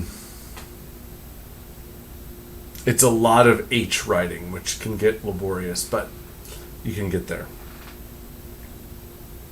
All right. Let's see. Could I do an example question on determining ionic charge? Yes. Let's see. Oops.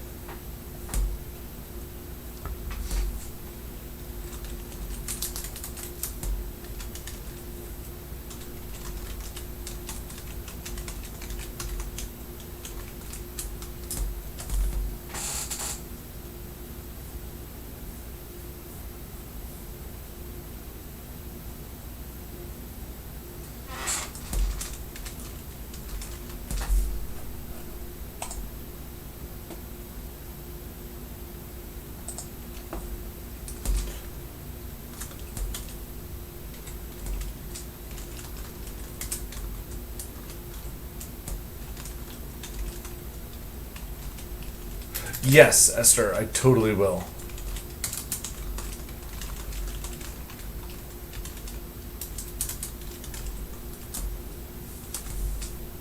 Okay, so let's do an example where we determine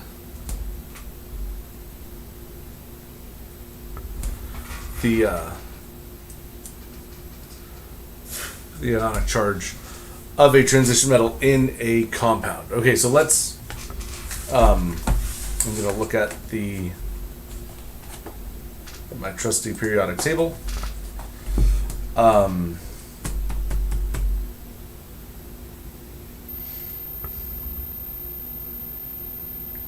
about this?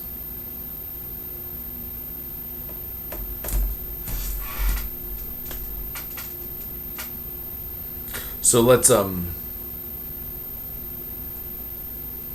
we'll make this a naming problem, since to name a problem with an ionic compound we have to determine its charge anyway.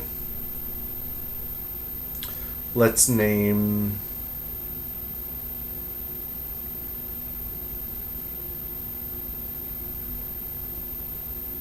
we'll do a couple of these. Let's start off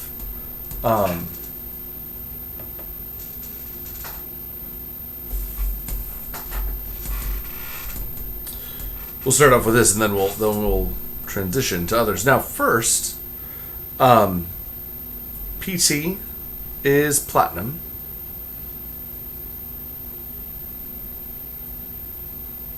All right, so this compound will be named platinum blank, and then Br is bromide. All right, so we're already almost there, right? Platinum something bromide. We just have to figure out what charge platinum has, and then put that inside the parentheses. Now,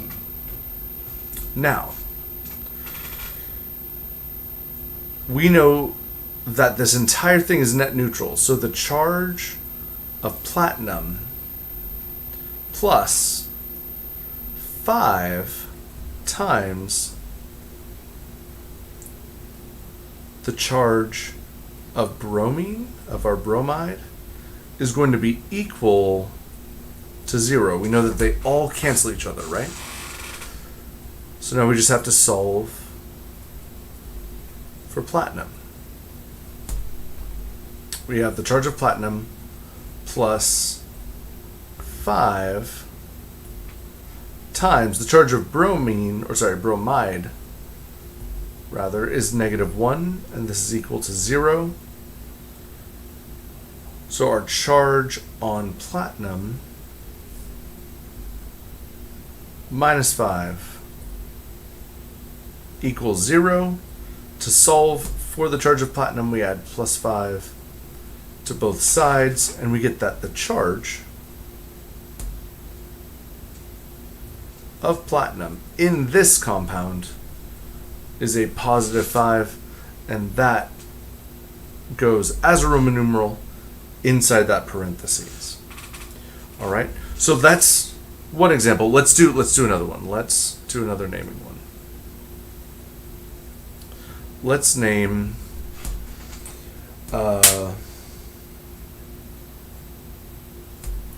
this one.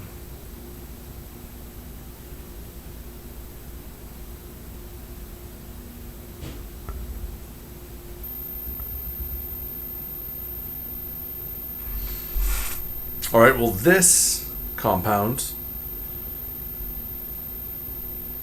will be named cobalt something sulfate. We have our polyatomic ion there. Cobalt is our cation. It has a charge of something. We don't know what the charge is. It's a transition metal. But we do know that 2 times the charge of cobalt plus 3 times the charge of sulfate equals the total charge this compound, which is 0, right? They're net neutral, they can't. So that means 2 times the charge on cobalt plus 3 times our charge on sulfate, which is -2. It's just something you got to know. Sulfate's a polyatomic ion. Equals 0. So this means 2 times our charge for cobalt minus 6 equals 0. So let's add 6 to both sides. So we're getting 2 times our charge on cobalt is positive 6. And so now we divide both sides by 2. We find that our charge on cobalt is a positive 3. So that gets thrown in parentheses as a Roman numeral.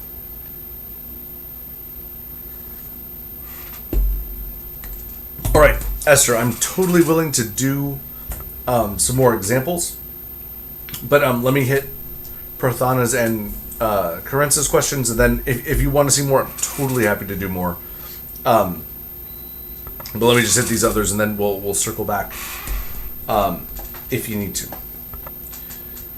Okay, Prathana, let's see here. Okay, another lab 4 question.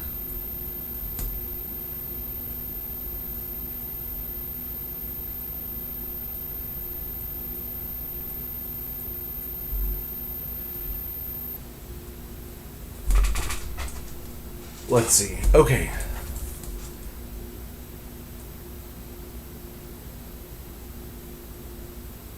So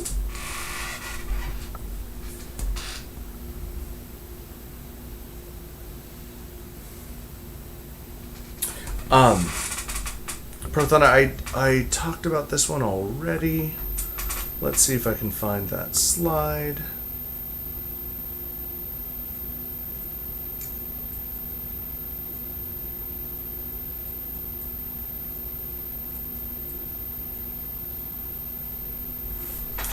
Okay, so here. Hang on.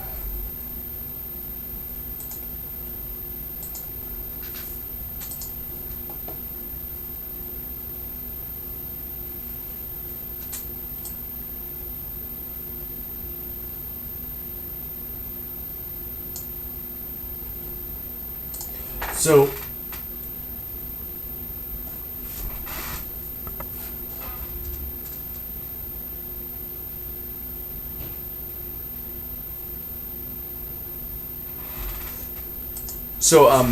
Prathana, I actually talked about doing that, so I'm going to refer you back to previously in the video. From where we are now,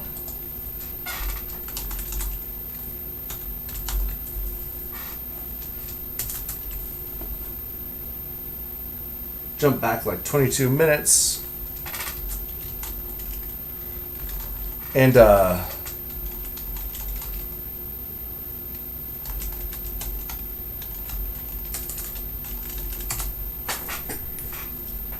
okay, so that is that question. Okay, Karensa. Let's see. Okay, what about an isomer with 3 elements, such as... Oh, okay, there are a lot of fun ways to do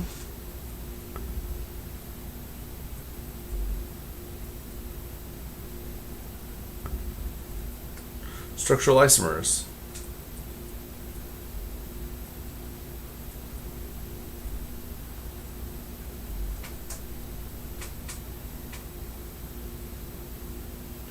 with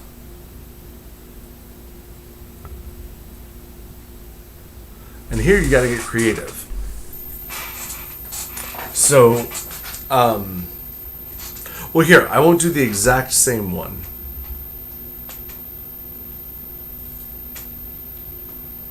But I'll do C3H9. And is that right? Yeah, okay, so I'll do this. Now remember, structural isomers are same formula, different Lewis structures. So you just have to connect these things in different ways. So for example, the simplest way to do this is do all the carbon chains.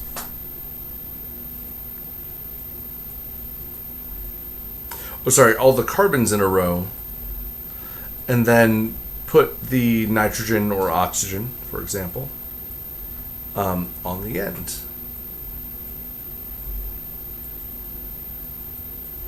All right, on the very end. Another way to do this, do 2 carbons in a row, followed by nitrogen, followed by another carbon.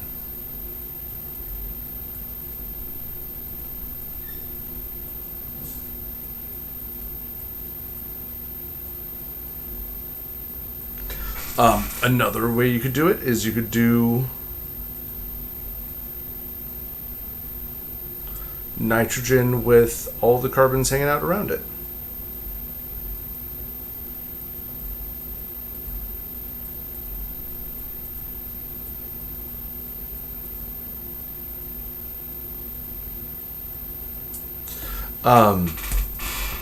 Yeah, totally. If you hit back a little bit in the video, you'll hit the explanation.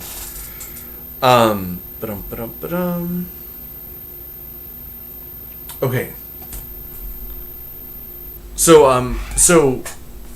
Carenza, then getting back to your question, the way you get structural isomers when you have like a nitrogen or an oxygen somewhere is just start playing around with the connectivity, put the carbons around it, put it on the end, see what you can do. There's even another one we could actually do with this one. We could go carbon, nitrogen, carbon, carbon.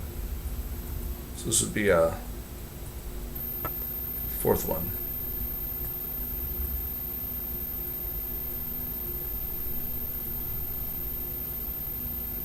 Yeah.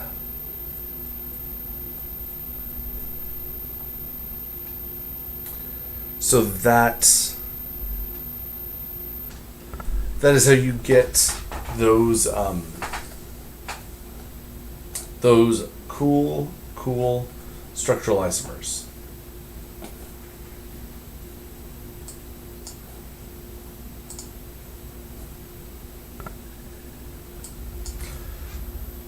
Okay, let's see.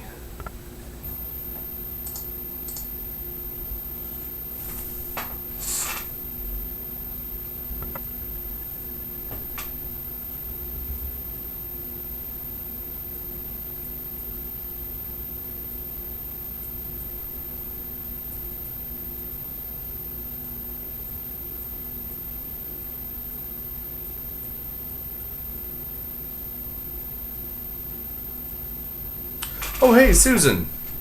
Will we come across covalent compounds? Oh, covalent compound naming on the exam. Great question.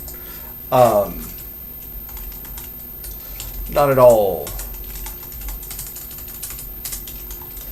That is chapter 5 stuff. So it'll be on exam 2. Oh. Exam 2. Okay, is there a question in the lab that asks how many possible structures there are? Let me check. Totally. Let's see, number 5.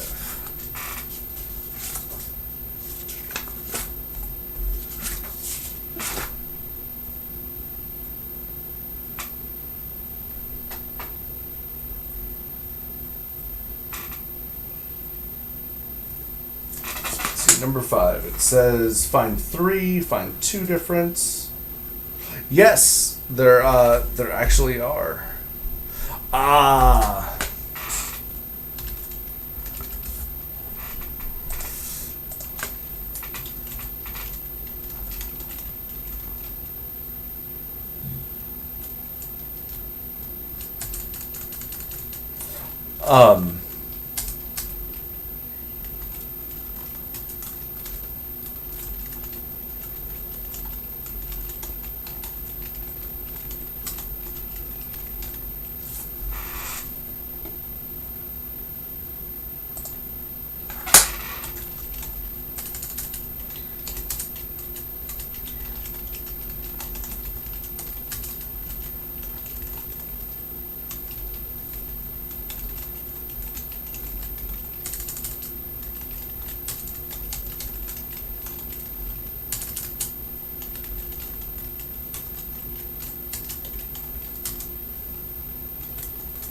Oops. Oh, hang on.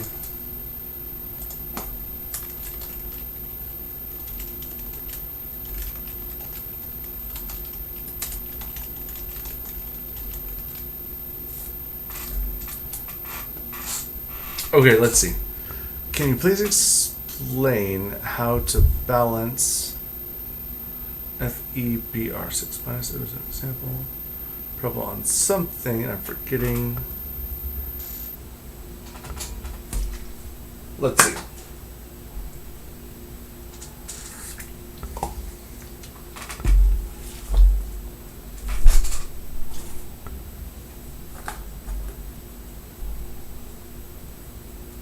Okay. So. Boop. All right. Oh, yeah, totally. Okay, here. Let's see.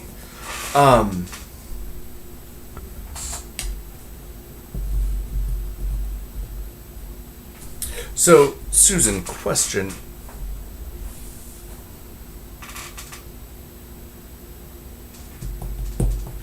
Were you talking about... Is this what you were talking about?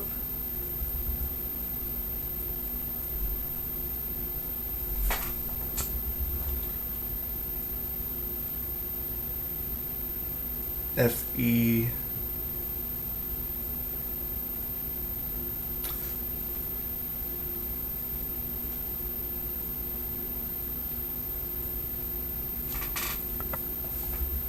Kate, I totally can. In just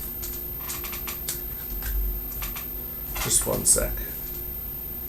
Oh!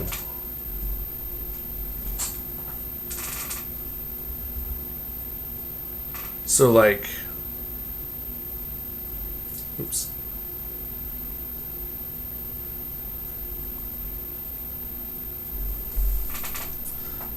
Or, oh no. There we go. Okay, so I know, I'm sorry. I'm sorry. Okay, so iron 2 bromide. All right, so here, iron, we know its charge is a positive 2. All right, and then bromide has a charge of -1, and that comes from looking at the periodic table. It wants to pick up 1 electron to be like its closest noble gas, which I believe is argon. Now, because iron is positive 2 and bromide is -1, we need 2 bromides, 2 -1s to balance our positive 2. So iron 2 bromide will have the chemical formula FeBr2, because it takes 2 bromides to balance with our positive 2. Does that make sense?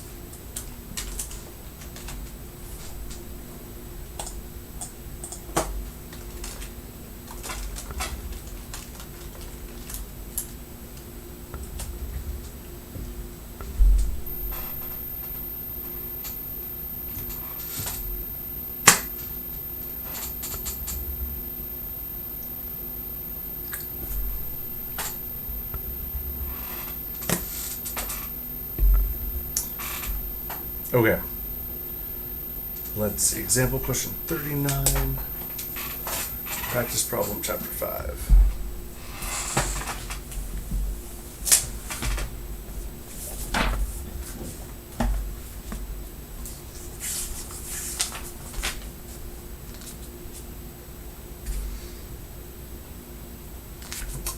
Okay, yes. Yes, okay.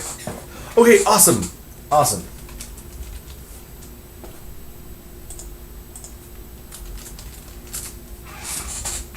Okay. Okay, excellent. Here, Kate, let me do this one because it's the same topic, and then we'll shift gears and draw some Lewis structures. So here, oops. Wait, no.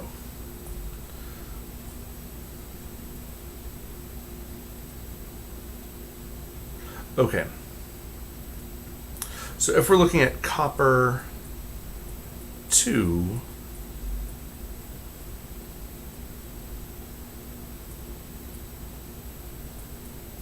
phosphate, again,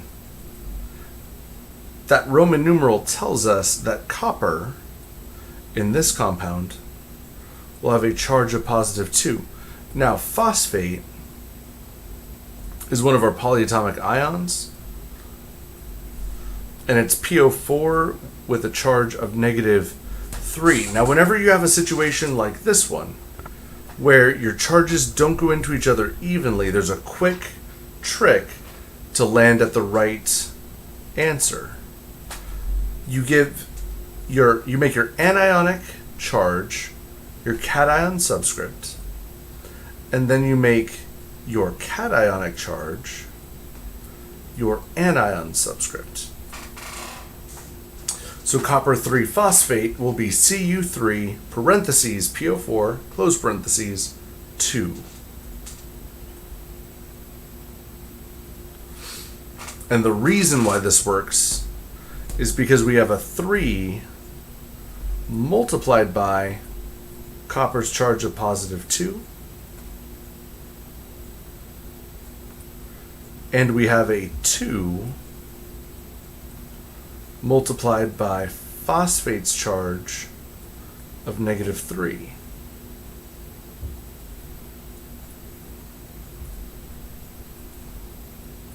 So this ends up being a positive 6 minus 6, which is 0, and that's exactly what we need it to be to remain net neutral.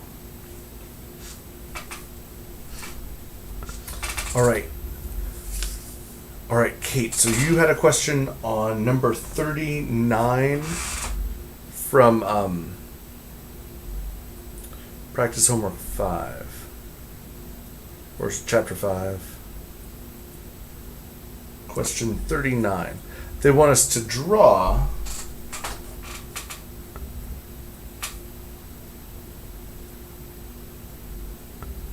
the Lewis structure for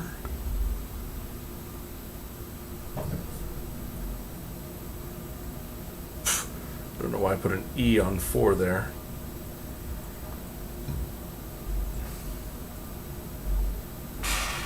All right, and the first one they do is sodium cyanide. All right, now the cool thing is, essentially, to do this Lewis structure, we have 2 separate Lewis structures to draw. You have the cation and the anion, and you can take these separately. So we need to draw the Lewis structure for Na plus, and we need to draw the Lewis structure for Cn minus, because that is cyanide. Now the cool thing is sodium has 1 electron, right? That means sodium plus just looks like that. That is the Lewis structure for sodium plus. Now for cyanide, it's going to take a little more work. We have carbon, which is 4 electrons. Nitrogen is 5. And then our negative charge brings 1 additional electron. So we have 10 electrons to spend. All right? We have a 10 electron budget. Now first, step number 1. Oops, I don't know why I wrote a carbon there. Step number 1, we need to form a bond between carbon and nitrogen. This will take 2 electrons. All right. Next, we gotta fill up octets, right? So we can complete nitrogen's octet by giving it 6 electrons. Now we only have 2 left in the budget. We're going to give those 2 to oxygen. Sorry, there's no oxygen in this molecule. Give these 2 to carbon. And now we're out. All right? We're out of electrons, but we still have to satisfy the octet rule. We're going to do this by taking lone pairs away from nitrogen, and having it share those electrons in a multiple bond, in multiple bonds with carbon. When we do it to 2 of them, we get carbon up to 8 valence electrons, and nitrogen still has 8. So this is the Lewis structure with that charge on the outside. For cyanide, the cyanide anion, we know the sodium cation. And so now we just bring these 2 together. The charge for both of them for sodium cyanide will look like this. Na plus bracket C, a lone pair, triple bond N, second lone pair, the negative charge on the outside. This is the Lewis structure for sodium cyanide. All right, that was part A.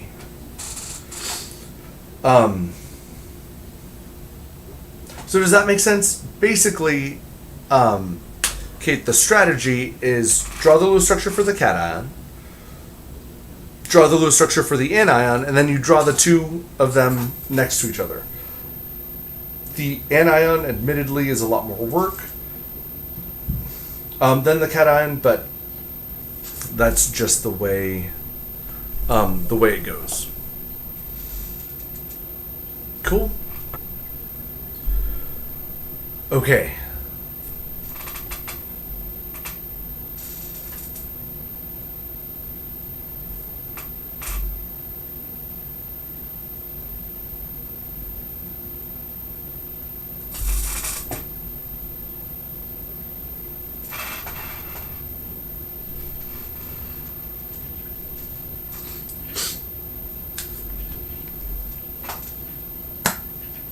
Awesome. Oh, dude, you are so totally welcome.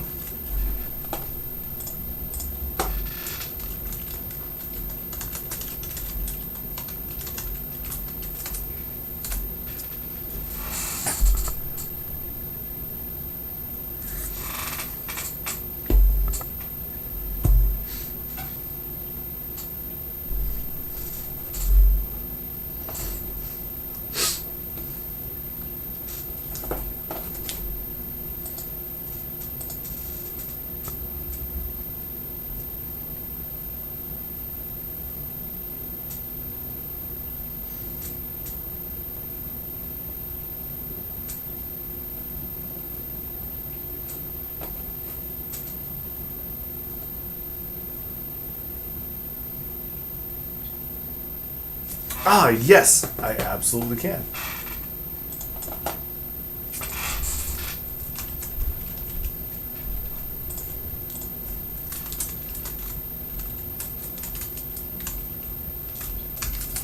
Okay.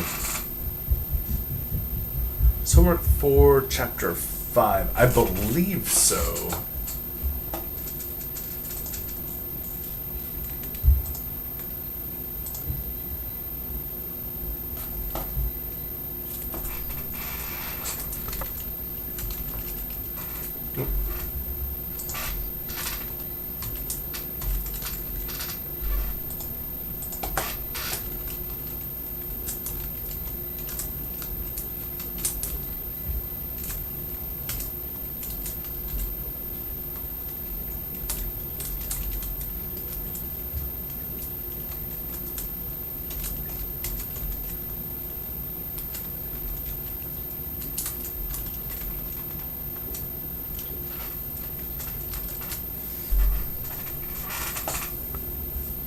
Okay, yes, Brianna, we totally can. First, I'm going to hit up Esther's question about charges for main group elements.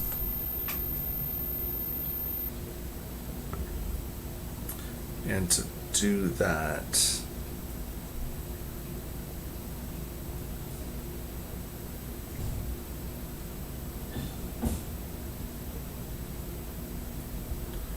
going to grab our periodic table. Okay, so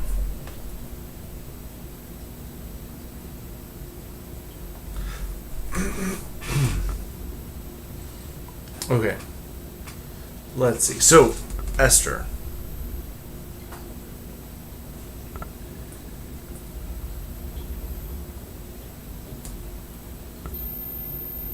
here's the thing to remember.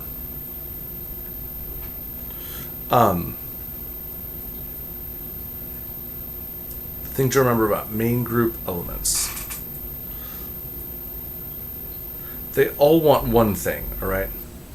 They all want to be noble gases.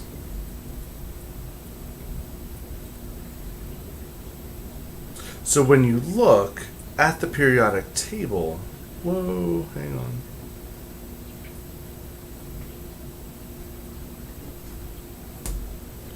So when you look at the periodic table, when we're talking about main group metals, we really only have 3 columns to worry about. You got the first one, second one, and the third one. These are our main group metals. All the other ones are going to be non-metals, all the other main group elements. And here's the cool thing. Every metal in the first column will need to lose 1 electron to be like noble gases. So it'll have to be, they will all pick up charges of +1. All the main group metals in the second column have to lose 2 electrons to be like their nearest noble gas, so they pick up a charge of +2. And then the main group metals in the third column need to lose 3 electrons to be like their nearest noble gas, so they all pick up a charge of +3. So depending upon which column they fall in, it'll either be +1, +2, or +3. You can, if you wish to check this,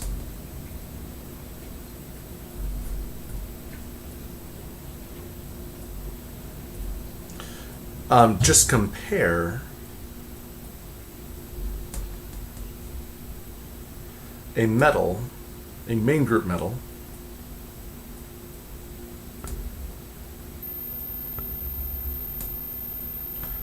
to its nearest noble gas.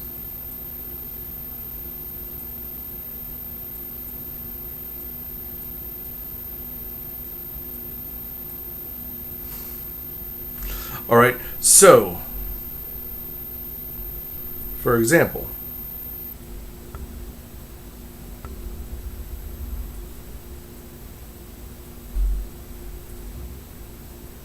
aluminum,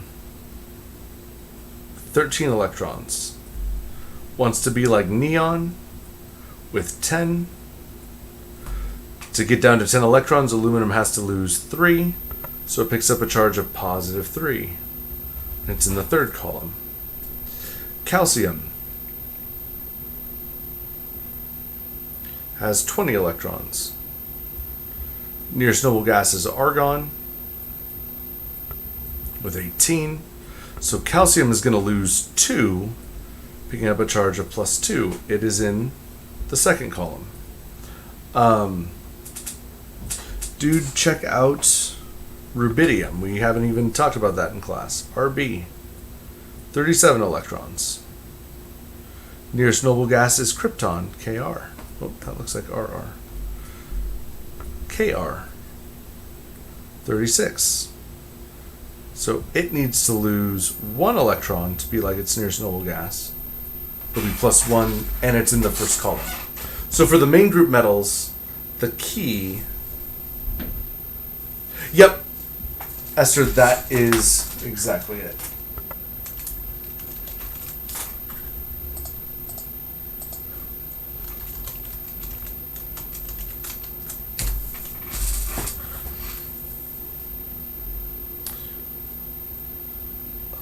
Okay. Okay. There's just a flurry of questions.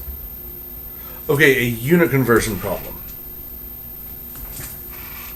Milligrams, liters, all that stuff. Totally. Okay, so let's take a look. Ba-dum.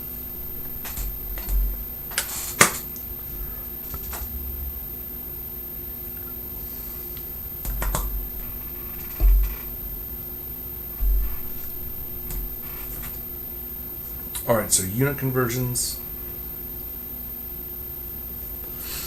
Why don't we do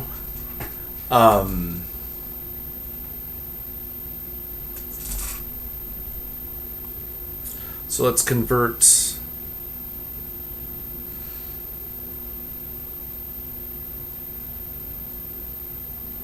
897 centimeters to kilometers. All right, again, we're dealing here with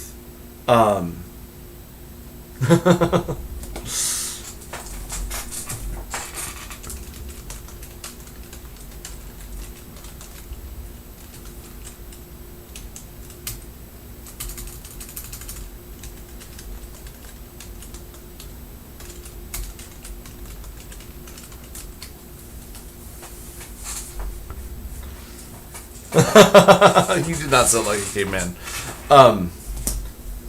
Also, remember,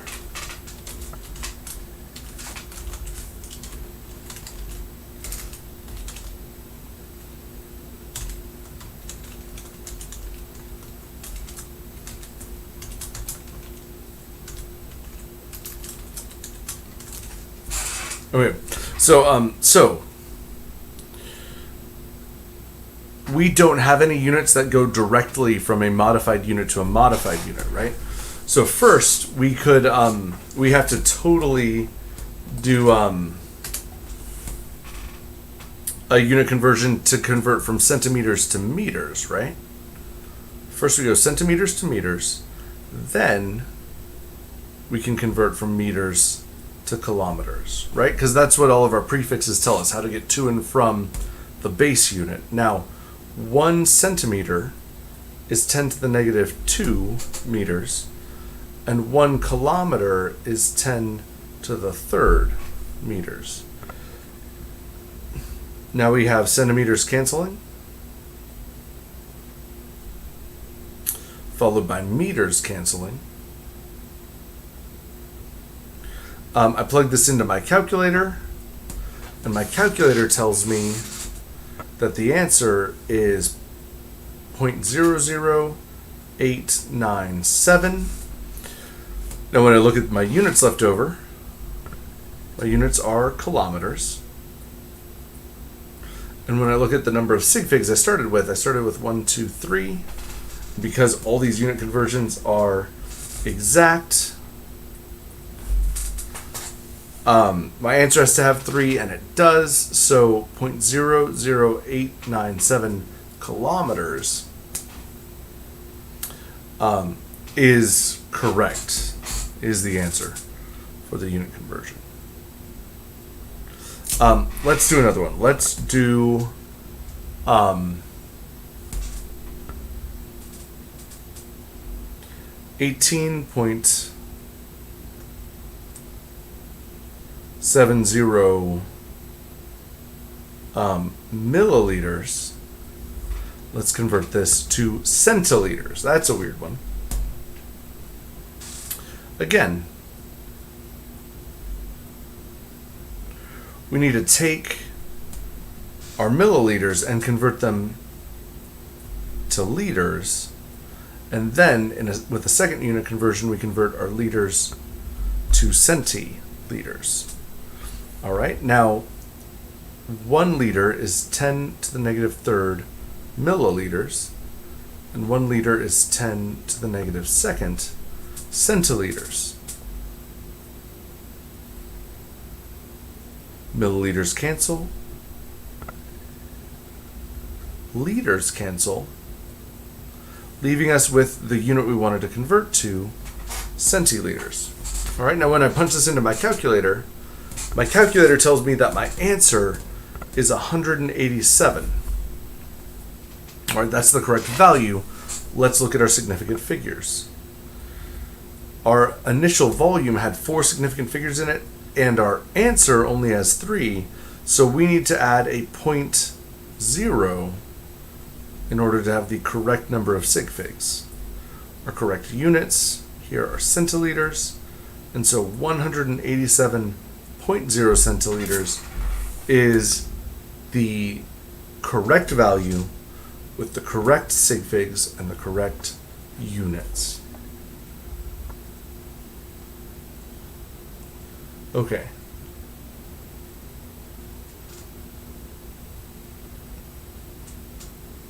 Okay, let's see here. So, Kate, you have another question regarding electronegativity. When solving for the difference in electronegativity, should you apply the rules for sig figs? Kate, great question. And, oh, here, hang on.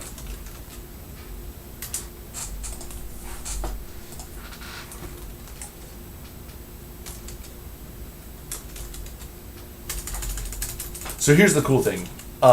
You can totally ignore sig figs. You can totally ignore sig figs when you calculate the difference in electronegativity.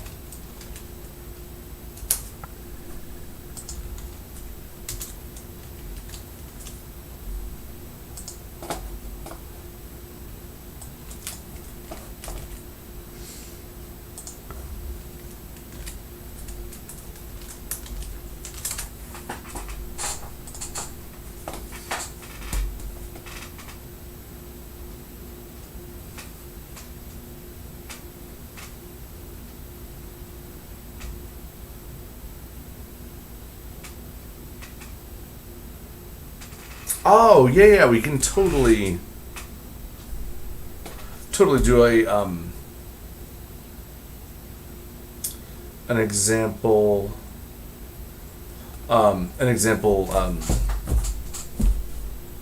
what's that thing involving density. Let's do one.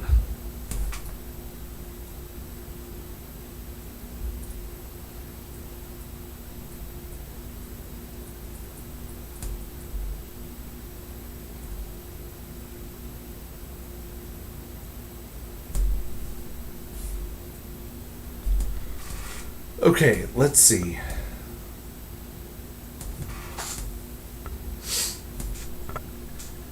All right, let me think up a really good example.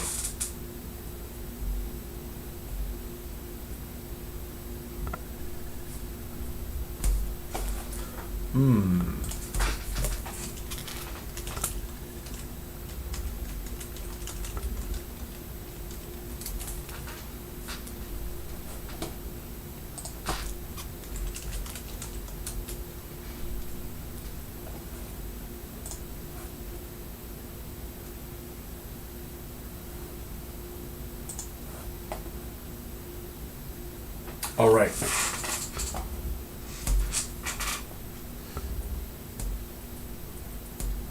So let's try this one on for size. Molten lava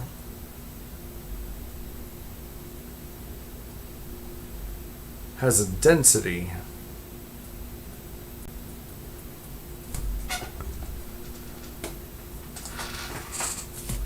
let me see.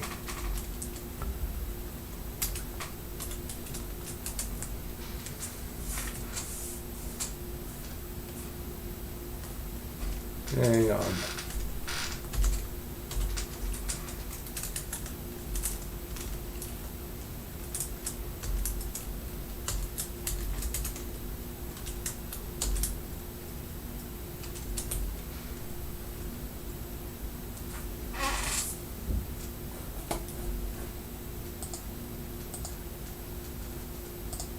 Here we go. So molten lava has a density of 3.1 kilograms per liter.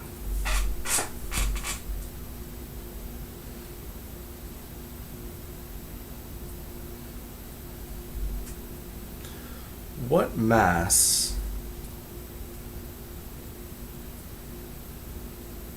or I should say, what is the mass of a 14.6 milliliter sample of molten lava?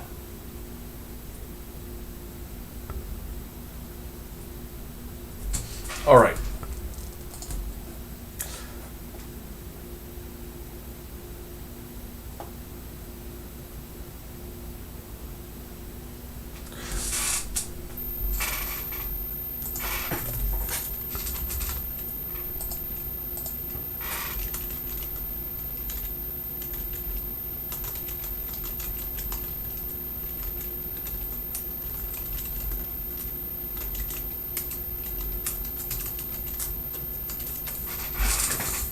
Okay. All right, so with this problem, just like any problem, first step is identify what you're trying to find. All right, and here we're being asked to find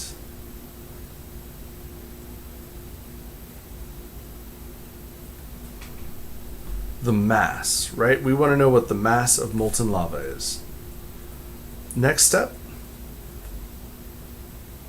let's list out our given information, all right?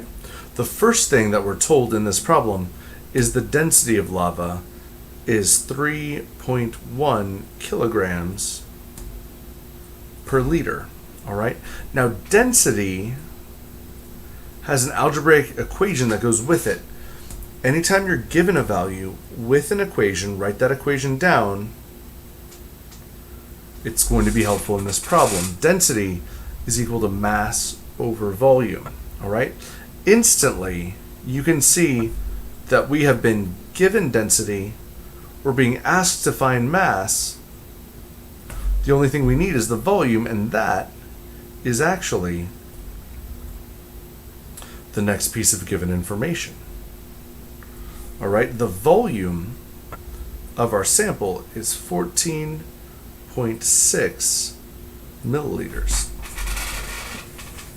All right, 14.6 milliliters. So now we have our density, we have our volume, we can solve for our mass. All right, the equation, that algebraic expression, is a roadmap to solving this problem.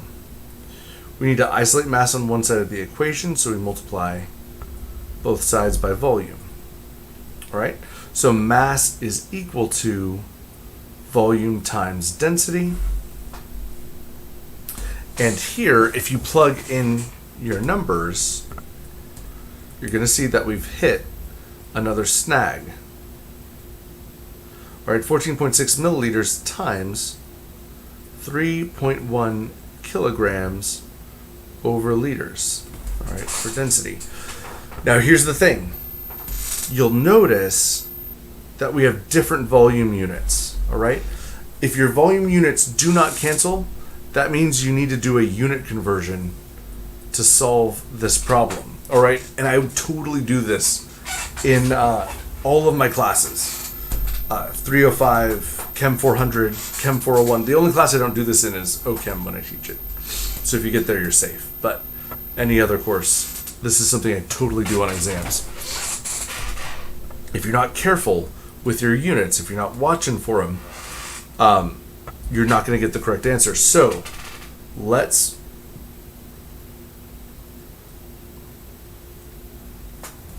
convert our 14.6 milliliters to liters. Here we put milliliters in the denominator, liters in the numerator. 1 milliliter is 10 to the negative 3 liters. Milliliters cancel.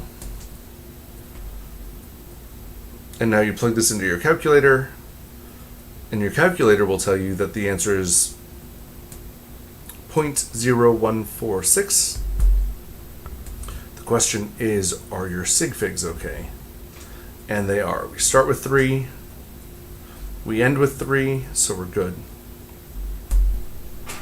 Now that we've converted our volume to liters, we can solve for our mass. Our mass is equal to 3.1 kilograms per liter. Multiply this by our volume, 0.0146 liters.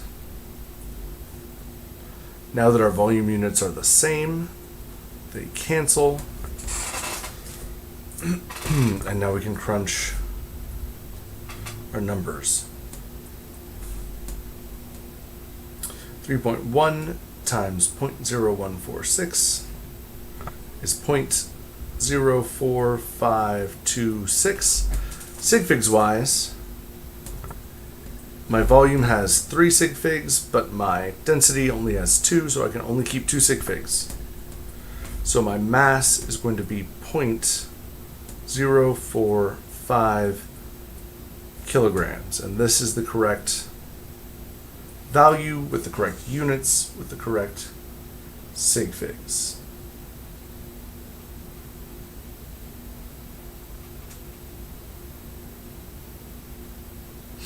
Alrighty. So that is the answer to the density problem that I just did.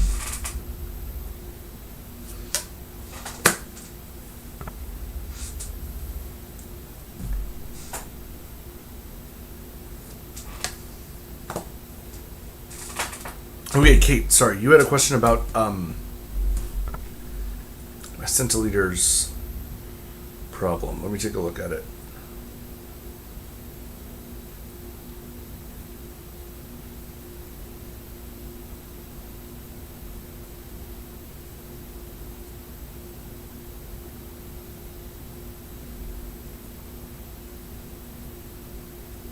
Oh, there it is. Okay, let's see.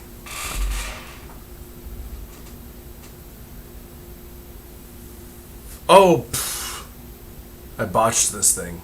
Yes. Okay, hang on. Correction time. Okay, give me a hot second here.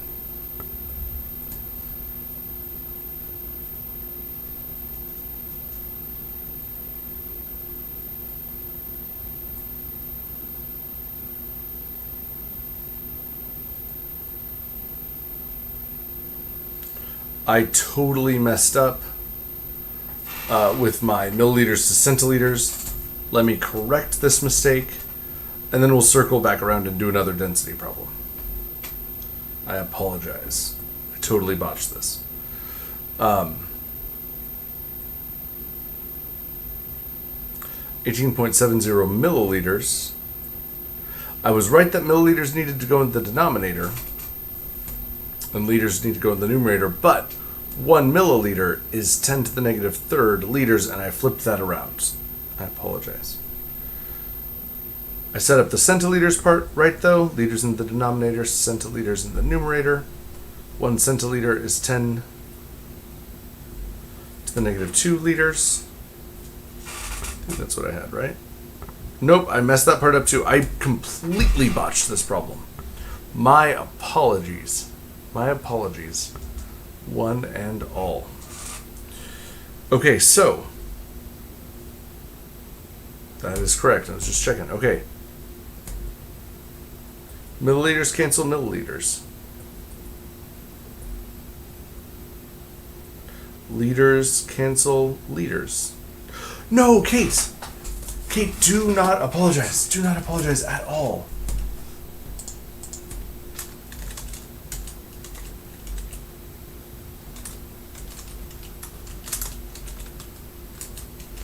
Thank you.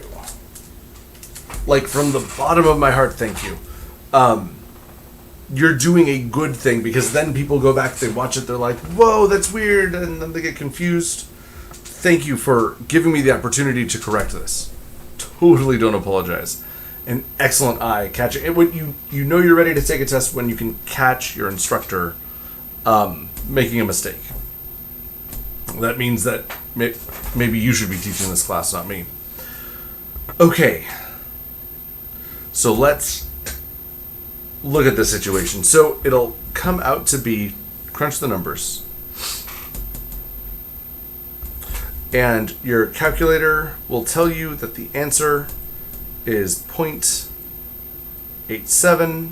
Of course, we need to add that 0 because we need 1, 2, 3, 4 sig figs. And that is your correct answer.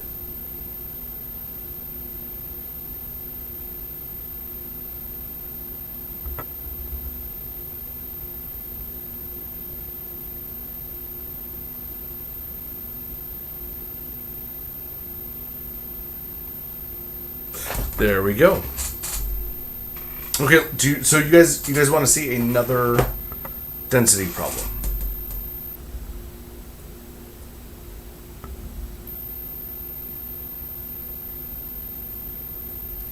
Let me cook up a new one.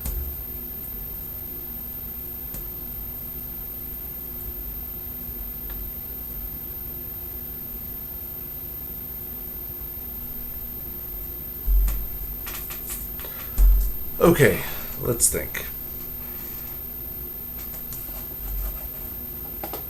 Let me grab a new fun density of a new fun thing off the periodic table.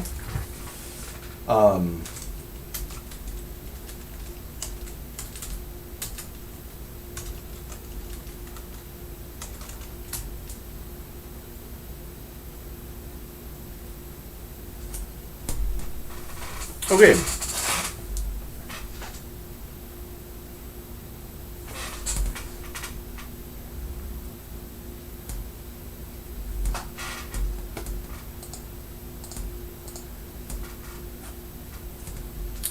So the density of silver is 10.49 grams per milliliter.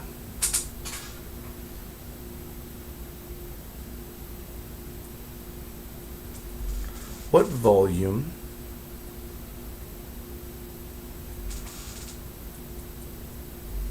will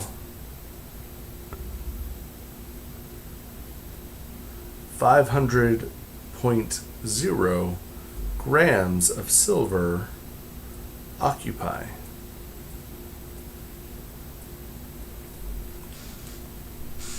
All right, so the first thing we want to do is identify what we're trying to find, and that is right here. What volume? Right, we're after our volume. Now let's look at what we're given.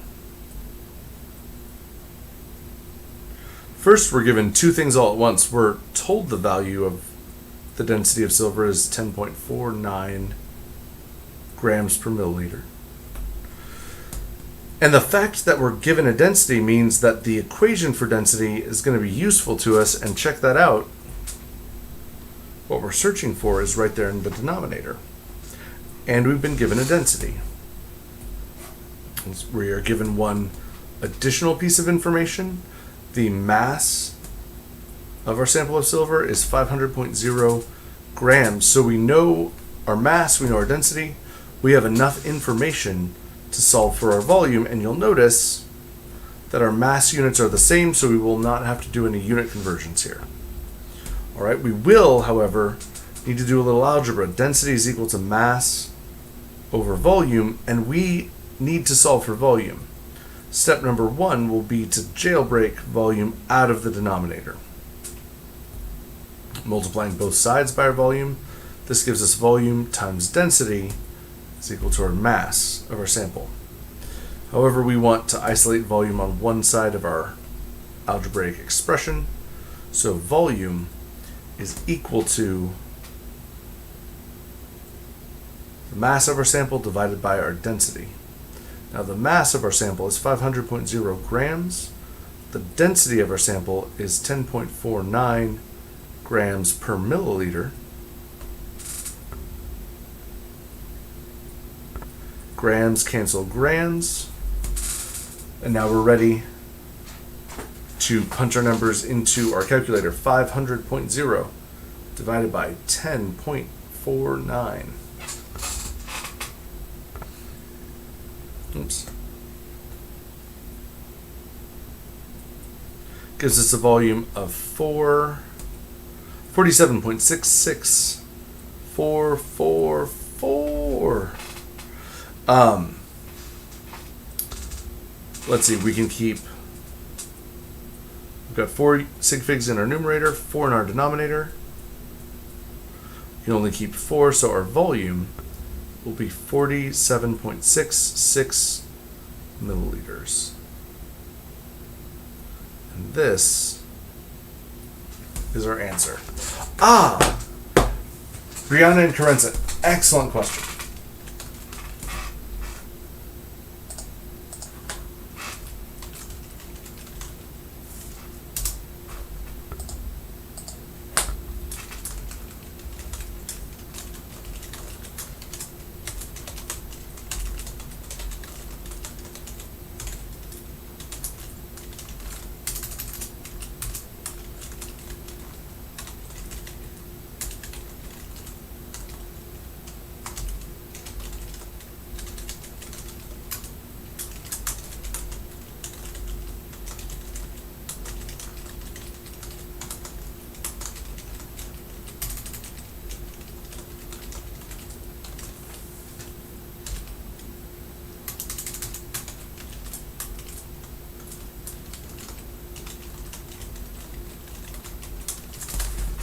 So it turns out when you're doing a unit conversion, if you're like, which one do I do? Do I convert this unit or this unit?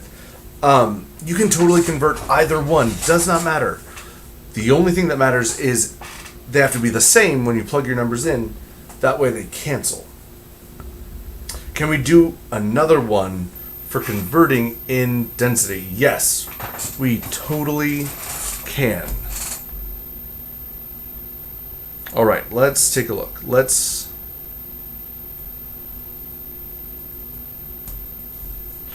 do density round 3.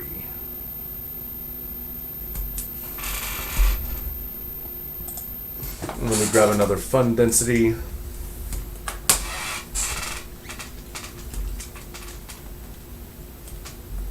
Off the periodic table.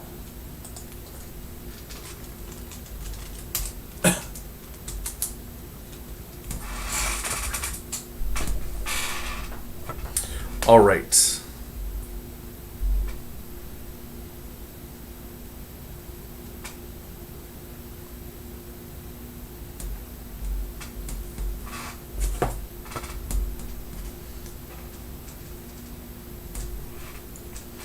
All right, let's see here.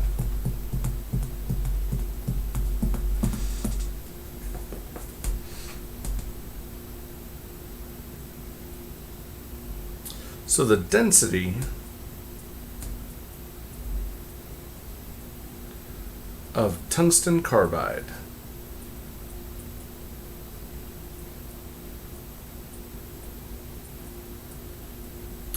otherwise better known as wolfram,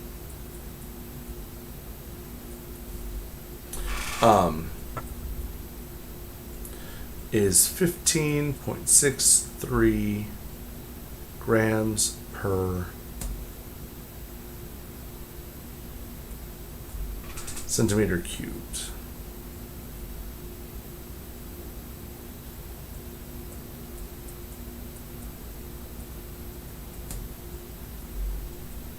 Determine the mass of a 750 milliliter sample in kilograms.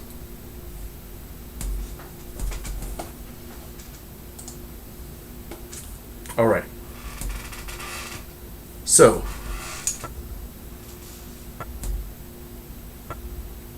I said determine the blank. This is how you know I'm getting tired. Determine the mass of a 750 milliliter sample in kilograms.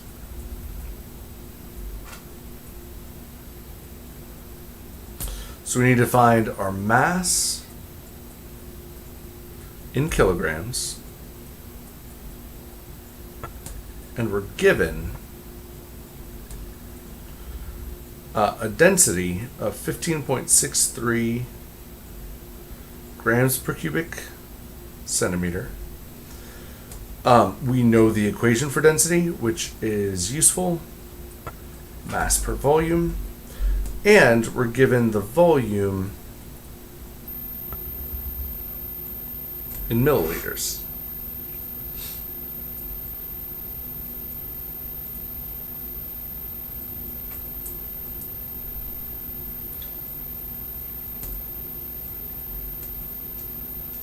Now, we know our density, we know our volume, we can theoretically solve for our mass, but we've got a problem. Different volume units. So we need to do a quick unit conversion. You could convert density, or you could convert your volume. I'm going to convert my volume from milliliters to cubic centimeters, and turns out they're the same unit. It's a 1-to-1 ratio. This is just me being tricky. All right, now I can take the density and solve for mass by multiplying both sides of this equation by volume. So I get that my mass is equal to my density times my volume. My density is 10, oh no, that's the last problem. This density is 15.63 grams per centimeters cubed. And my volume, I'm getting a little crowded here. I'm just going to write it one row down. Okay, so 15.63 grams per cubic centimeter times 750 cubic centimeters. Yes. Well,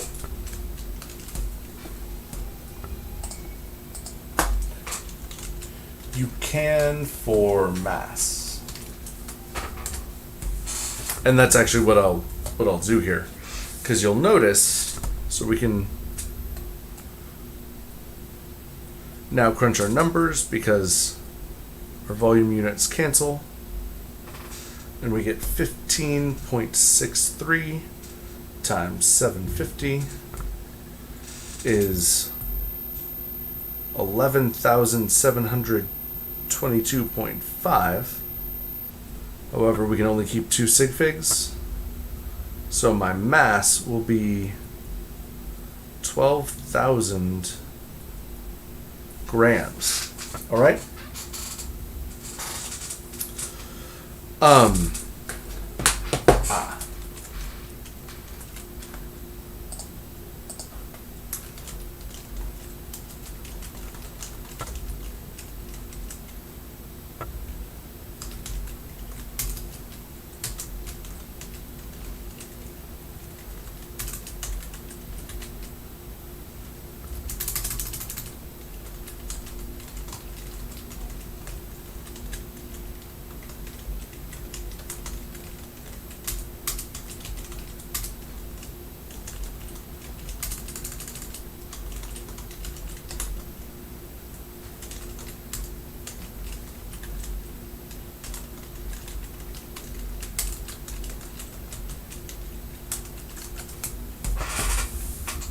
Okay. Okay, so we have our mass, but this problem explicitly asks for the mass to be found in kilograms.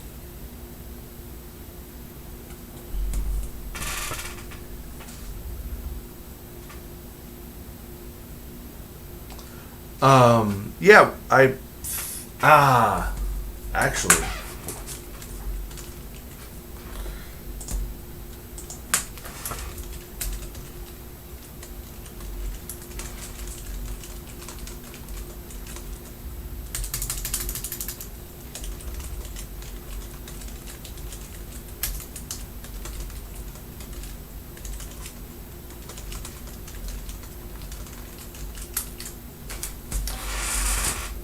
So we need to take that mass of 12,000 grams and convert to kilograms.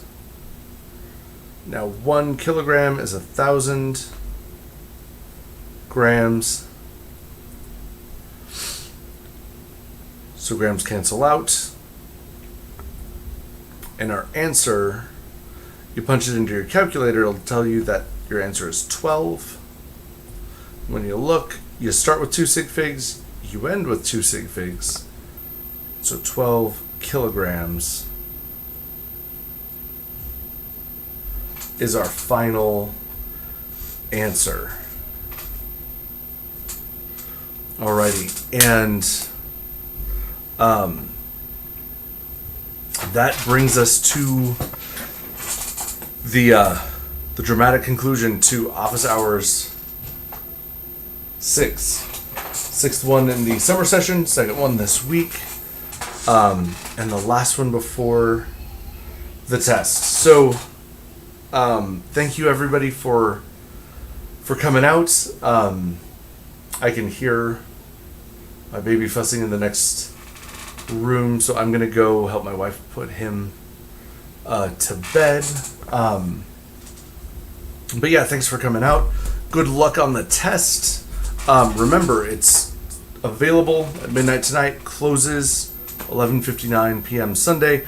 You can take it at any time during that place, so take your time, study up, take it when you're feeling ready, and I wish you all the best of luck.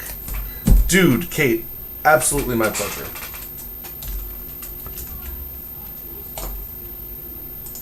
There we go.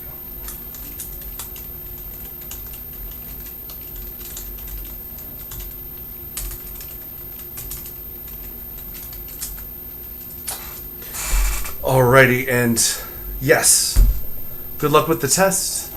I will see you all on Monday.